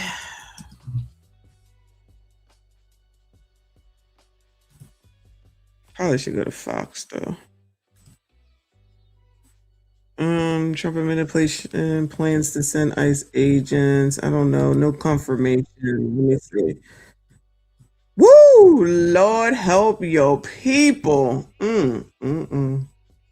Shout out to everyone that is here. Please make sure you hit the like button for me. Subscribe if you are new. So LaGuardia, for those that don't know, there was a crash between the plane, Air Canada, and the fire truck that was going to another mishap or whatever. And the two pilots died. I don't think we confirm what's going on with the fire truck persons at this point. They didn't say anybody else died, but most people have been released from the hospital. The airport there is closed until at least 2 p.m. while they investigate. It sounds like they were told to stop, meaning the fire truck, and they didn't. The plane had just landed, so obviously it couldn't stop. So that's what's going on there. It does look like ICE agents are showing up. They're at Atlanta Airport, Jackson Hartfeld, and they're at O'Hare in Chicago at minimum right now. O'Hare is an international airport. Okay. All right. Let's see what Philly got to say. Philadelphia International Airport is one of the airports across the country dealing with staffing issues as TSA employees work without pay during the partial government shutdown. The Trump administration now plans to deploy ICE agents to airports to ease the understaffing due to TSA sickouts and dropouts. Action News reporter Brianna Gallagher live at PHL this morning with a look at what's happening there. We've seen those long lines behind you, Brianna, all morning long, but how's it looking now?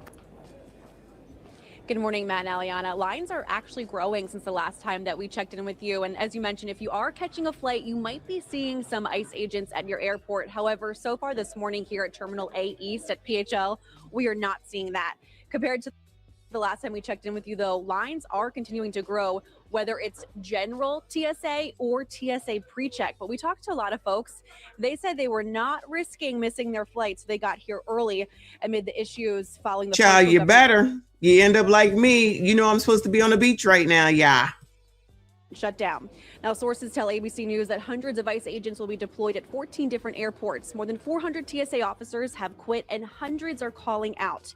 On Saturday alone, there were over 3,000 callouts. PHL was ranked in the middle of those callout rates with 21.5% of workers calling out. Travelers say they aren't taking any risks and are planning accordingly.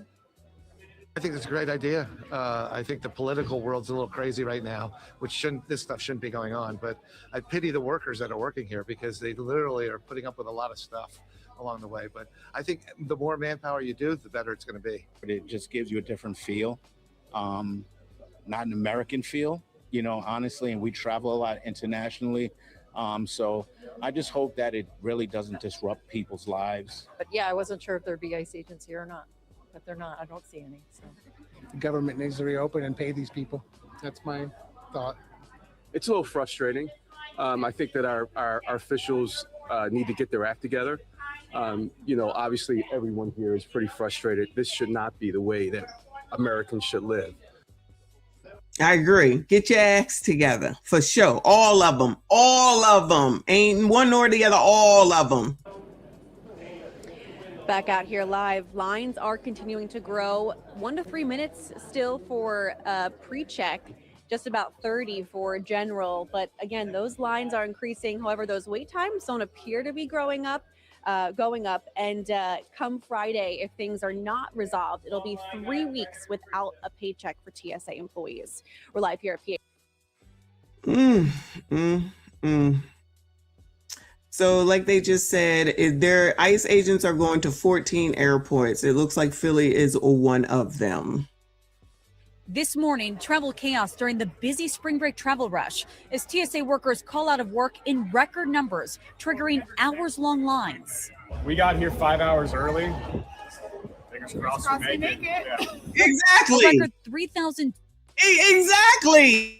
There is no rhyme or reason over in Philly right now. Oh, it's only taking 1 to 2 minutes and 30 minutes.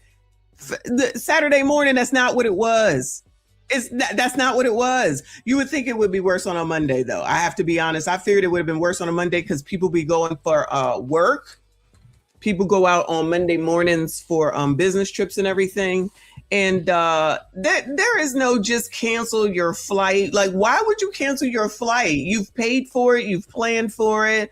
Or you got to work. No, that's not the answer. The answer is these jackasses to get the shit together and figure it the hell out and freaking come to a resolution. That's the damn answer. Instead, cause more chaos. Sending ICE agents is just going to cause chaos. I don't care what none of y'all say. It's going to be an issue, especially if the girl is right where she said that they're not going to be in uniform. So somebody come up and start talking to you or saying some shit to you. Now, all of a sudden, it's going to turn into some bullshit, allegedly. 250 agents, more than 11.5% of the TSA workforce, calling out nationwide on Saturday. And TSA says places like Houston, New Orleans, Atlanta, and New York's JFK all had call-out rates between about 30 and 40%. The president now ordering ICE agents into airports across the country to help the TSA. Sources tell ABC News these additional federal officers are being deployed to 14 airports where they're expected to help with crowd control and manage security lines. But there are roles we can play to release. Come on. TSA officers from the non-significant roles, such as guarding an exit, so they can get back to the scanning machine to move people quicker. It comes as the partial government shutdown stretches on. Lawmakers have been at a standstill over how to fund the Department of Homeland Security, but there is some possible movement. Democrats demanding immigration enforcement reforms said Sunday that some Senate Republicans now side with them to fund TSA separately from the rest of Homeland Security, so TSA agents can get paid. But they're blasting the idea of having ICE agents in airports.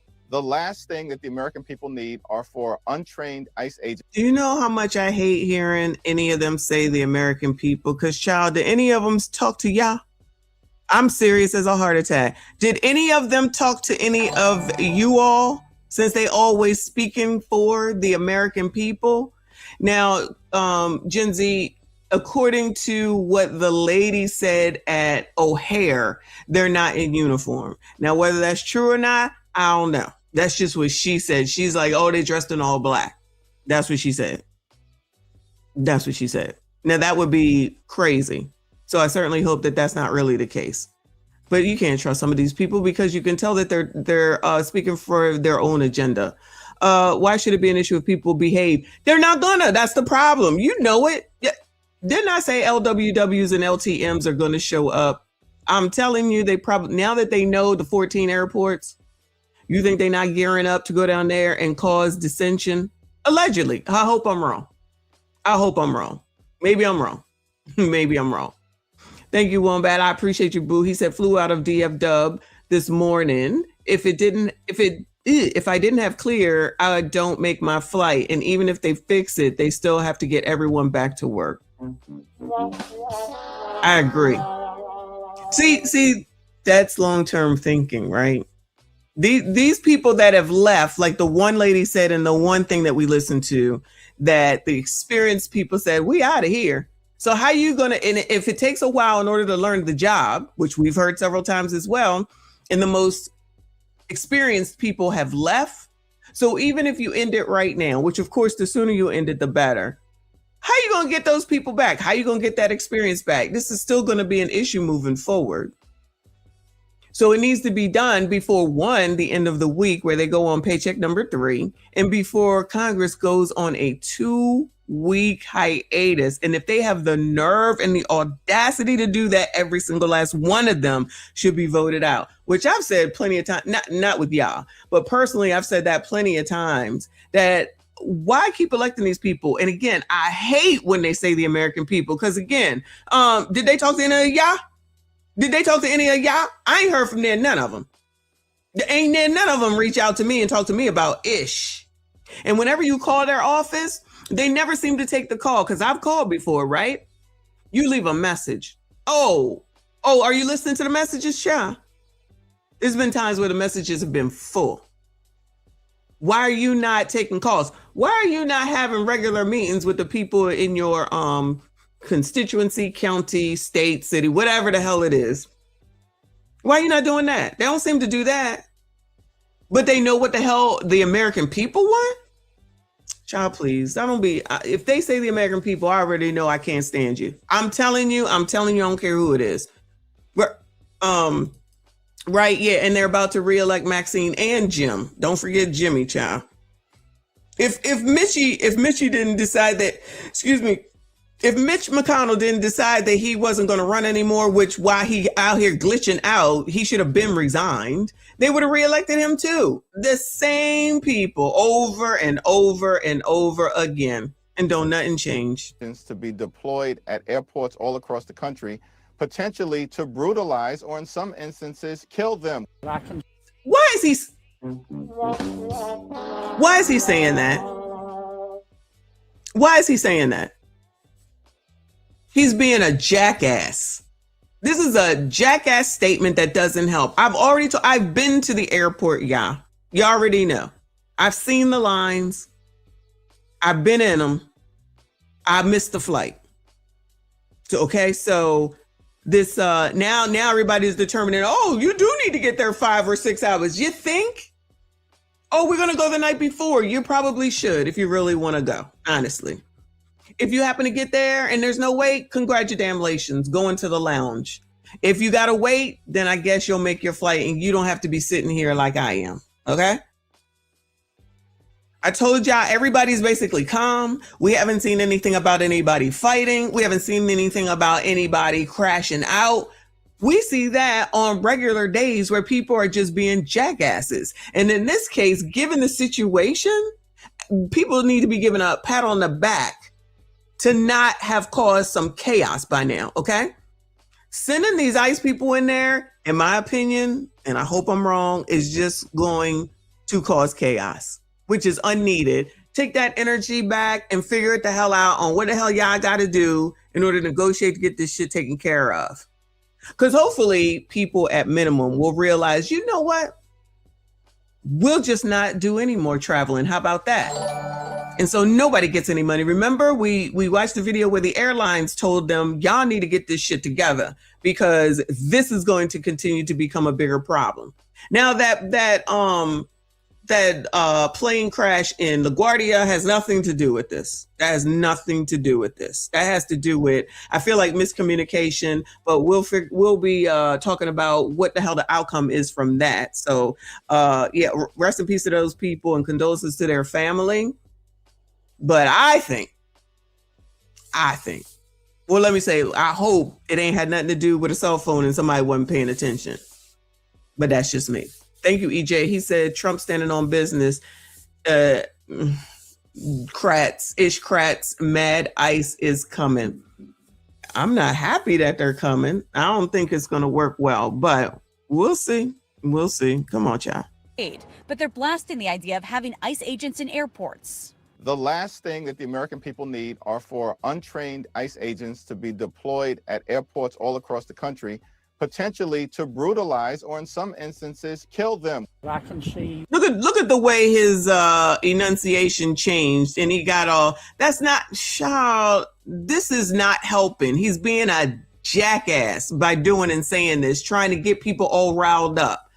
Child, remember that this is a person that somebody will go and reelect again when all he's doing. I thought he was for the American people. That's not helpful. That rhetoric does not help, and it's not true on top of it. But if he says it, there's people that will just go ahead and believe what he says instead of saying, you need to stop doing that because that's not helping. Child.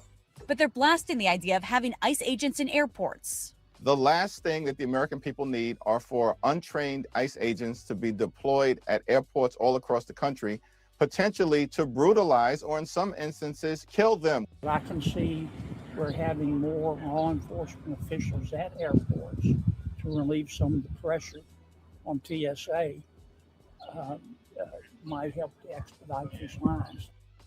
And the TSA. Child, all right, I'm gonna let it go. TSA's My TSA app has also been affected during the funding fight. So travel experts recommend checking airport websites ahead of time and arriving at least 2 to 3 hours ahead of your flight.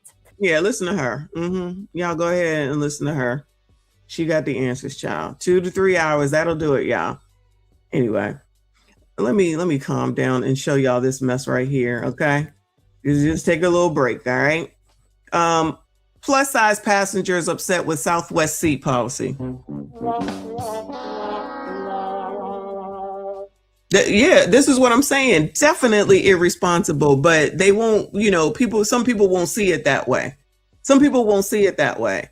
So don't say American people in one sentence and you know what they want and then you spit some mess like that. You're not any better than the people that you complain about by making statements like that.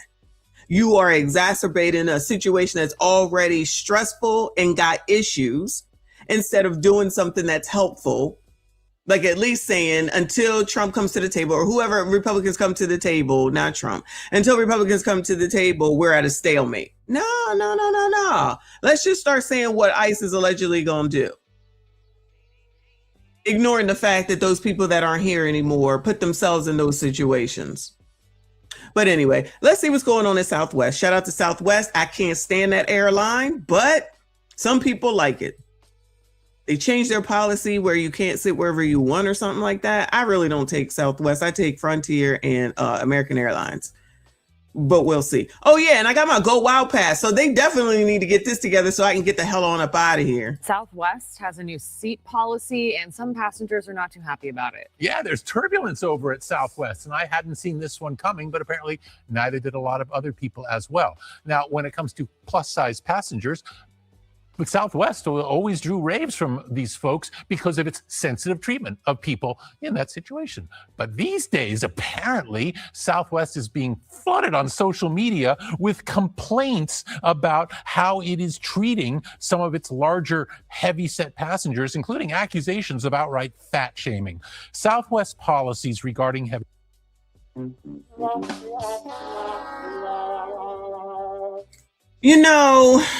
This is the type of crap that I can't stand either. If you are fat, you're fat.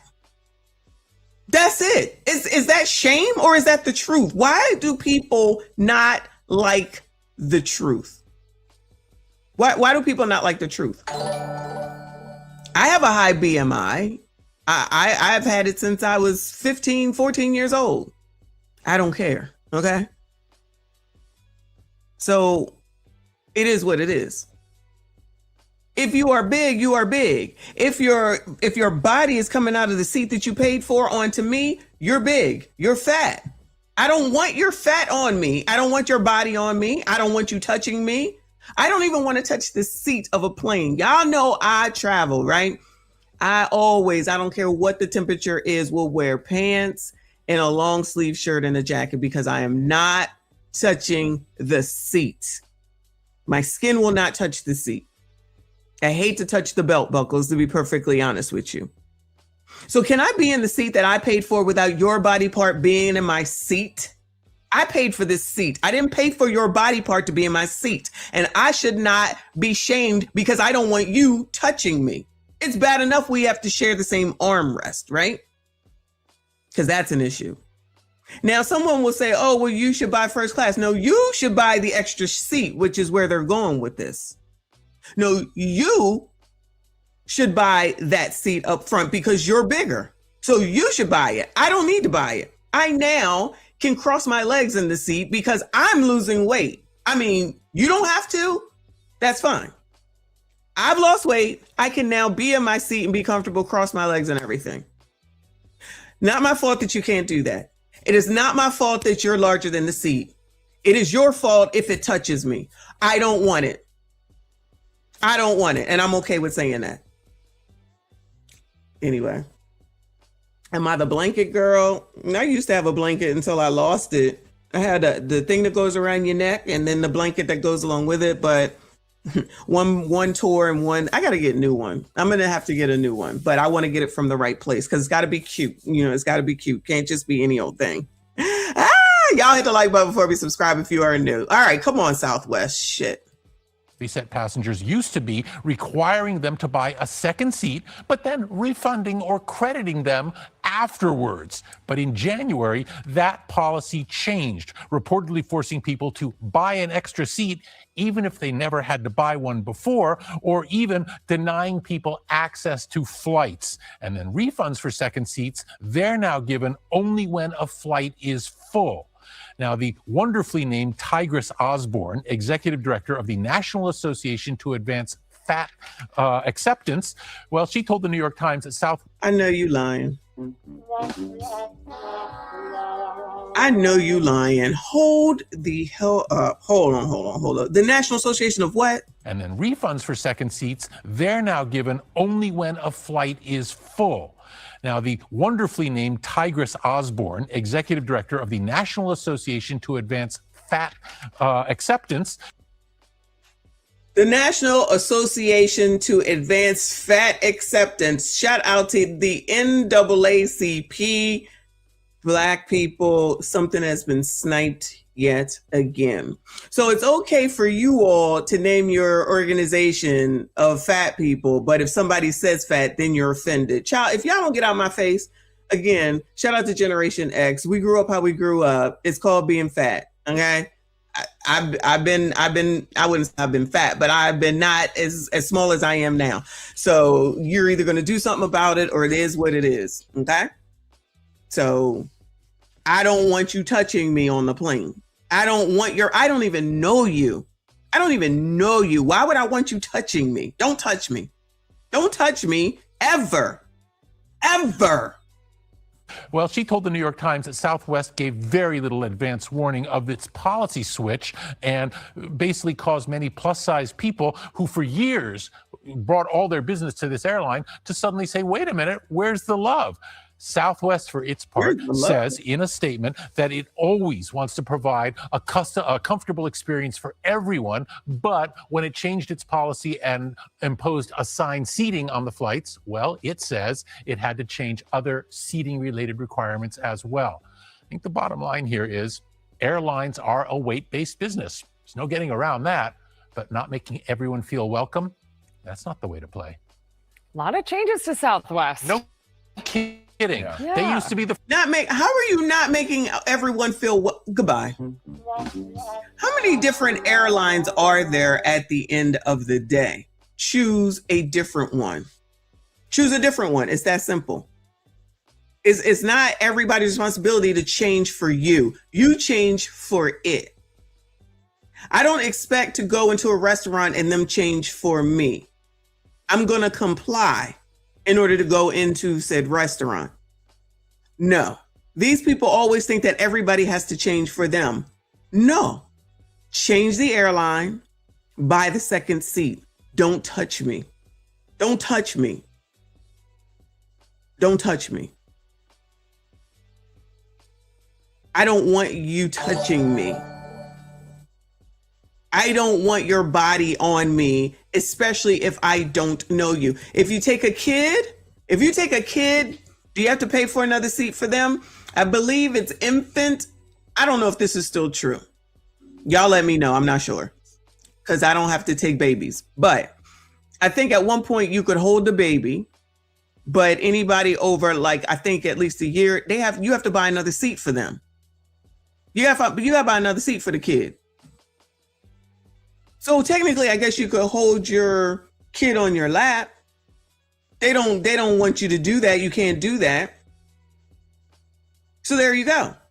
So you need to buy another seat. A whole ass little skinny ass child has to have a whole seat, and you got a seat and you're spilling out of it. And we're supposed to have sympathy for that? No, don't touch me. Thank you, EJ. He said it's called getting a gym membership to lose weight.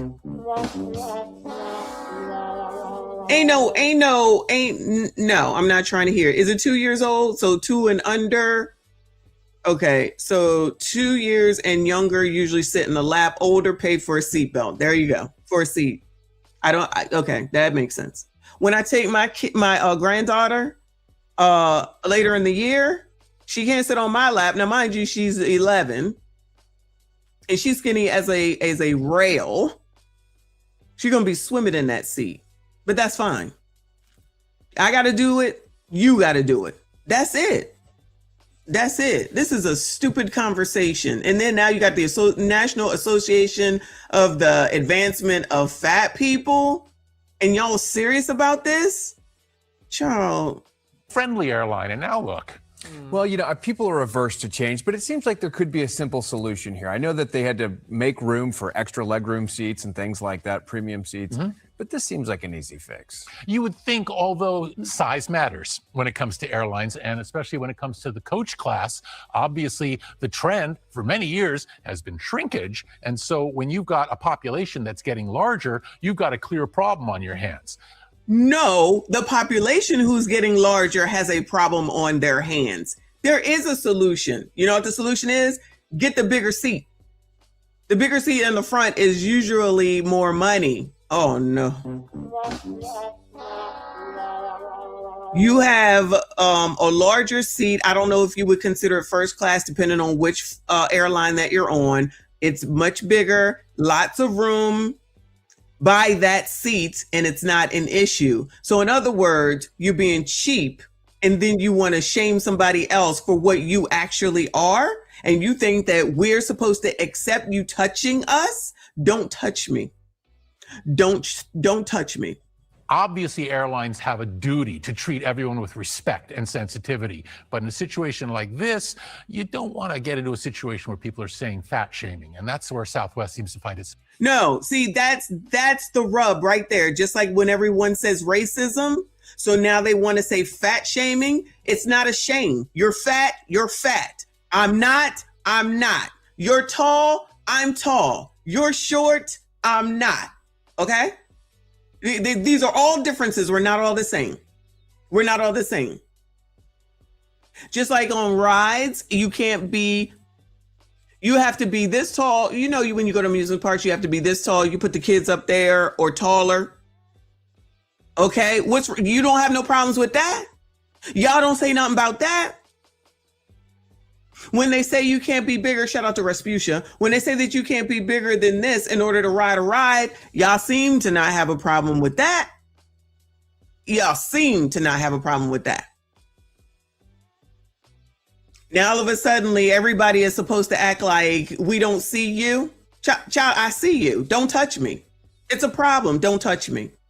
Get the bigger damn seat. You are a bigger person. Get the bigger seat. That's not shaming. That's reality. I know a lot of people like to not live in reality, but the reality is these people are being nice because they're the news and they're full of ish most of the time. So they want to say Southwest has to be careful. No, they don't. They said what they said. they said what they said, and I agree. Buy the seat. Buy the extra seats, or don't go, or get a new airline. Go on a different airline. I want to know why they're not saying to buy the seat up front. I'm gonna just say it's first class, but I'm not really sure. It does cost more money. It absolutely does. So then you're what are you income shaming because, or no, you're cheap shaming. I don't know what the word would be. So you don't want to spend the money. You're cheap. You're just cheap. So you don't want to be comfortable in the seat. You want to stuff your ass in the seat, spill out onto the rest of us, and then act like we're supposed to accept that when you can just buy the larger seat or buy the seat next to you. Honestly, by the time you buy the two seats together, you could have just bought the first class seat and it probably would have been cheaper. Honestly, it probably would have been cheaper. Nope. You'd rather make up the the NAAFP, Godfather Sports, the National Association of Fat People, whatever the hell it's called. But then as soon as somebody calls you fat, you want to get offended, but you want to come up with this name. Please take this mess on somewhere. This man, look, Dr. Nye, the science guy, stop being so nice and tell the damn truth. Feel welcome? That's not the way to play. A lot of changes to Southwest. No kidding. Yeah. They used to be the friendly airline, and now look. Now he's shaming the airline, saying that they're not friendly. Child, if you're not paying attention to what these people are saying, you won't understand what these people are saying. Seriously. Well, people are averse to change, but it seems like there could be a simple solution here. I know that they had to make... It seems like there could be a simple solution. Sir, you're right. Buy the seat up front. Buy the seat up front or take a different airline. American Airlines has bigger seats in the front, Bueller. Honestly, Frontier has bigger seats in the front. I'm pretty sure the rest of them do, but I pretty much stick to the same two. I know that Spirit, honestly, listen, them seats suck, okay? But if I'm just going to Florida, I ain't got to be on it. I ain't on it for comfort. I'm on it to get to where I need to go, right? They got they got big comfy seats. They do. They have big comfy seats. And then they have a thing where you can buy your seat and then you can pay for the middle seat not to have anyone there. And then someone is on the someone is on the aisle seat and someone's on the window seat. So they keep the middle open for your comfort so you don't have to be stuffed together. So stuff your ass on one side or the other and leave that one in the middle open. So then you don't have to bother anybody. Nope. Let's just make a big deal where there is none. Room for extra legroom seats and things like that, premium seats. Mm-hmm. Yes, you pay for that, sir. You pay for that. He don't want to mention that part. Extra legroom, that costs more money. Premium seats, they cost more money. The big comfy seat, it costs more money. At the end of the day, these people are being cheap and then they want to blame it on being fat. These people are actually cheap and then they want to blame it on being fat. That's what it is. That's what it is. But this seems like an easy fix. You would think, although size matters when it comes to airlines, and especially when it comes to the coach class, obviously the trend. The coach class, you heard that, right? So that's not the premium seats. This is the coach class. So you're cheap. You're cheap. You're cheap. When it comes to airlines, and especially when it comes to the coach class, obviously the trend for many years has been shrinkage. And so when you've got a population that's getting larger, you've got a clear problem on your hands. Yes, the people that are getting larger are the ones with the problem on their hands. So they need to adjust. The world doesn't adjust to them. You need to adjust to the world. That's it. We're gonna call this shit out. We're not playing games, and we're not gonna sit up here to people's sensitive asses because of the fact that you are who you are. I am who I am. If I'm too tall for something, then I'm too tall for something. People who are too short for something, then they're too short for something. People who are too big for something, you're too big for it. That's it. Imagine somebody fighting if y'all wanted to do an air balloon ride. Somebody asked me if I want to go on an air balloon ride. I forget. And I was just like, hell no. Why don't you want to go? Because that mess might come down. Well, it's safe. I don't care. I don't want to do it. I'm not doing stuff like that. You should have caught me when I was 20 some odd years old. I'm not doing it. Now imagine one of these National Advancement of the Association for Fat Persons comes through and say, I should be able to get on here. Ma'am, this balloon is going up in the air. There's a weight limit. That's fat discrimination. I have been shamed for being tall. I absolutely have. When you're a tall girl, female woman, when you're in school and you're taller than all the boys, you get made fun of. You absolutely get made fun of. But what am I gonna do? Cry about it? All right, maybe I cried when I was home, but not in front of none of them. And guess what? At the end of the day, it all worked out. I'll just find people who are taller than me, right? There you go. But at the end of the day, boys don't sprout until they're about 14, 15, 16. So who had the last laugh at the end of the day? Okay? I'm just saying. Come on, Bill Nye. Obviously, airlines have a duty to treat everyone with respect and sensitivity. No one said that they weren't treating you with respect and sensitivity. You just don't like the answer. No one is saying that you're being disrespected or being treated insensitively. You just don't like the answer. That's all. That's all. But in a situation like this, you don't want to get into a situation where people are saying fat shaming. And that's where Southwest seems to find itself now. Southwest, stand your ground. Southwest, stand your ground. Because that's what they counting on. This is 3 days old. Let me see these comments. This one says, can I get a 50% refund on my seat if someone else's butt invades it? I agree. What do we get? See, we're supposed to never say anything, y'all. We're supposed to just go along with all this foolishness. I refuse to go along with foolishness at my detriment. So why do I get to suffer over you? I don't even know you. I don't even give a damn about you.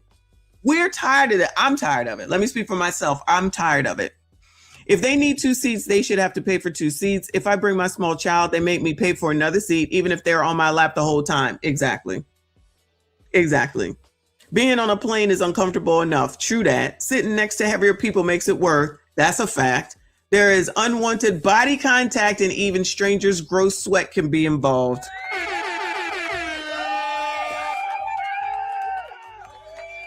And you know what also pisses me off? I need to calm down. Is when you choose the middle seat, you know damn well if at least you're going to be there, you shouldn't be choosing the middle seat. At least choose the end so that when that cart goes by, it's going to hit you every single time. That's why I don't sit on the end. I don't sit on the end because that cart will come by and they don't care and it will knock your daggone elbow, okay? I sit by the window. I will pay every single time to get the seat that I want as opposed to the seat that they want to assign me. These people don't want to pay. They're cheap. That's the bottom line. My airplane tickets are always much higher than others because I'm paying for my seat every single time. Every single time. You're not putting me in the middle. You're not putting me in the middle. This one says I have to pay extra if I'm over by a pound on my luggage, but they can weigh 3 times more than me, and that's okay.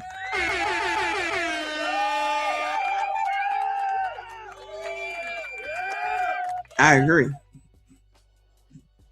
What the F? Why are we hearing about this again now? We first began to hear about this issue many years ago, more than 20 years ago. And back then the issue was resolved. If you take up a second seat, you must pay for a second seat. The problem is that if they don't do it in advance, then just get on the plane, they're not making them either get up or go to some place where they can purchase the second seat. I would make them get off the plane, but then they're going to try to say that that's fat shaming. No, it's you didn't follow the rules.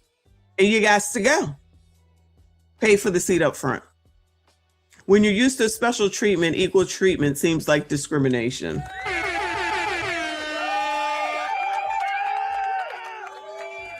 Seats are getting tinier and tinier. I'm the small size and I still find the space getting tight. I agree. And so now having lost weight and getting smaller, it's better. That's just how it goes. I don't know why this is got to be shaming. It is what it is. If you need 2 seats, it's time to change your lifestyle. Well, they're not going to do that. Making them pay for an extra seat is lack of respect, yet allowing them to invade my seating area is not a lack of respect. Respect for me. I should not have to sit next to someone with a portion of their body drooping over the armrest into my area.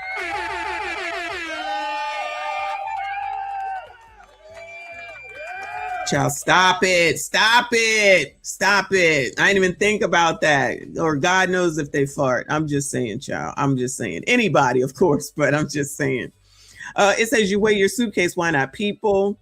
If you take up the space of two humans, pay for two spaces. You're totally ignoring that poor soul that has to sit next to the plus size passenger. By requiring the purchase of two seats, it prevents another passenger from unknowingly purchasing a seat next to them.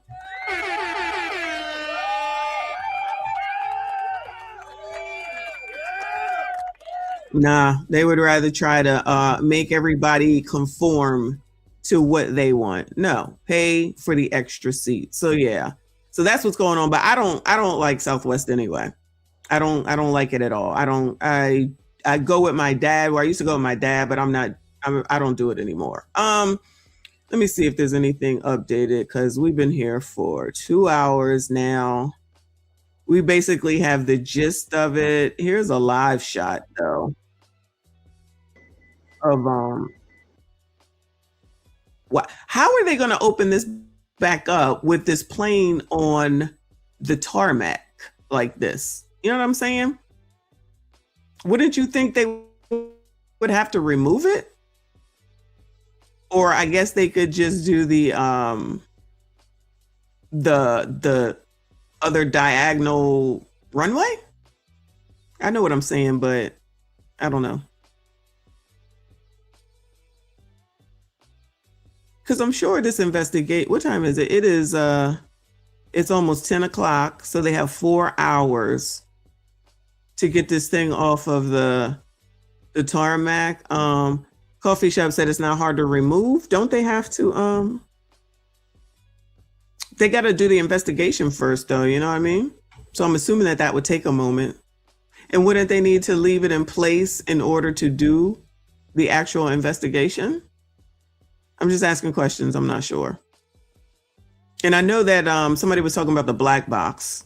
So now you gotta, I guess, get the black box. I guess you don't have to wait. The black box is in the plane. Is the black box in the plane, y'all? I'm not sure. Oh my goodness gracious. There's a lot going on, y'all. It's a lot going on. Welcome to Monday. Happy Monday, y'all. Okay, so the black box is on the plane. All right. And hopefully they found it. All right, y'all. I don't think there's anything more than we already heard of already. So I think that I am going to finally go take a shower. So I'm going to try to see what's going on in Philly, if anything, in Philadelphia International Airport. Not that I want to get into a bunch of chaos and mess, because I really don't. But just see what's going on. It's not like I can't just go over there. But what's going on right now is the airport is shut down at LaGuardia until 2 p.m. allegedly. No flights in, no flights out right now. To add to the chaos of TSA. No solutions. You got Hakeem Jeffries out here just sensationalizing stuff, making it worse. Saying mess that don't need to be said. But I don't think that ICE agents need to go. I think that's going to make it worse. But that's what Trump says. And they've been spotted allegedly in Philly and in O'Hare and Hartsfield Jackson, or Jackson Hartsfield, however you say it, the ATL. Supposed to be at 14 airports across the United States, meaning ICE agents are supposed to be there. So we shall see. Anyway. That's it. That's all for now. Yeah, I'll definitely be back later because tonight is Monday night members only. I don't know what we're going to talk about, but I will figure it out. If anything happens, I will come back. Y'all make sure you hit the like button for me. Subscribe if you are new. Shout out to everyone that donated. I see you. I appreciate you. Shout out to everybody that's over there on the Travel Channel. Please make sure you go ahead and subscribe and hit the like button for me. Y'all go ahead and make sure you share this daggone video. Make sure you comment, hype this video. I see you all in the next one.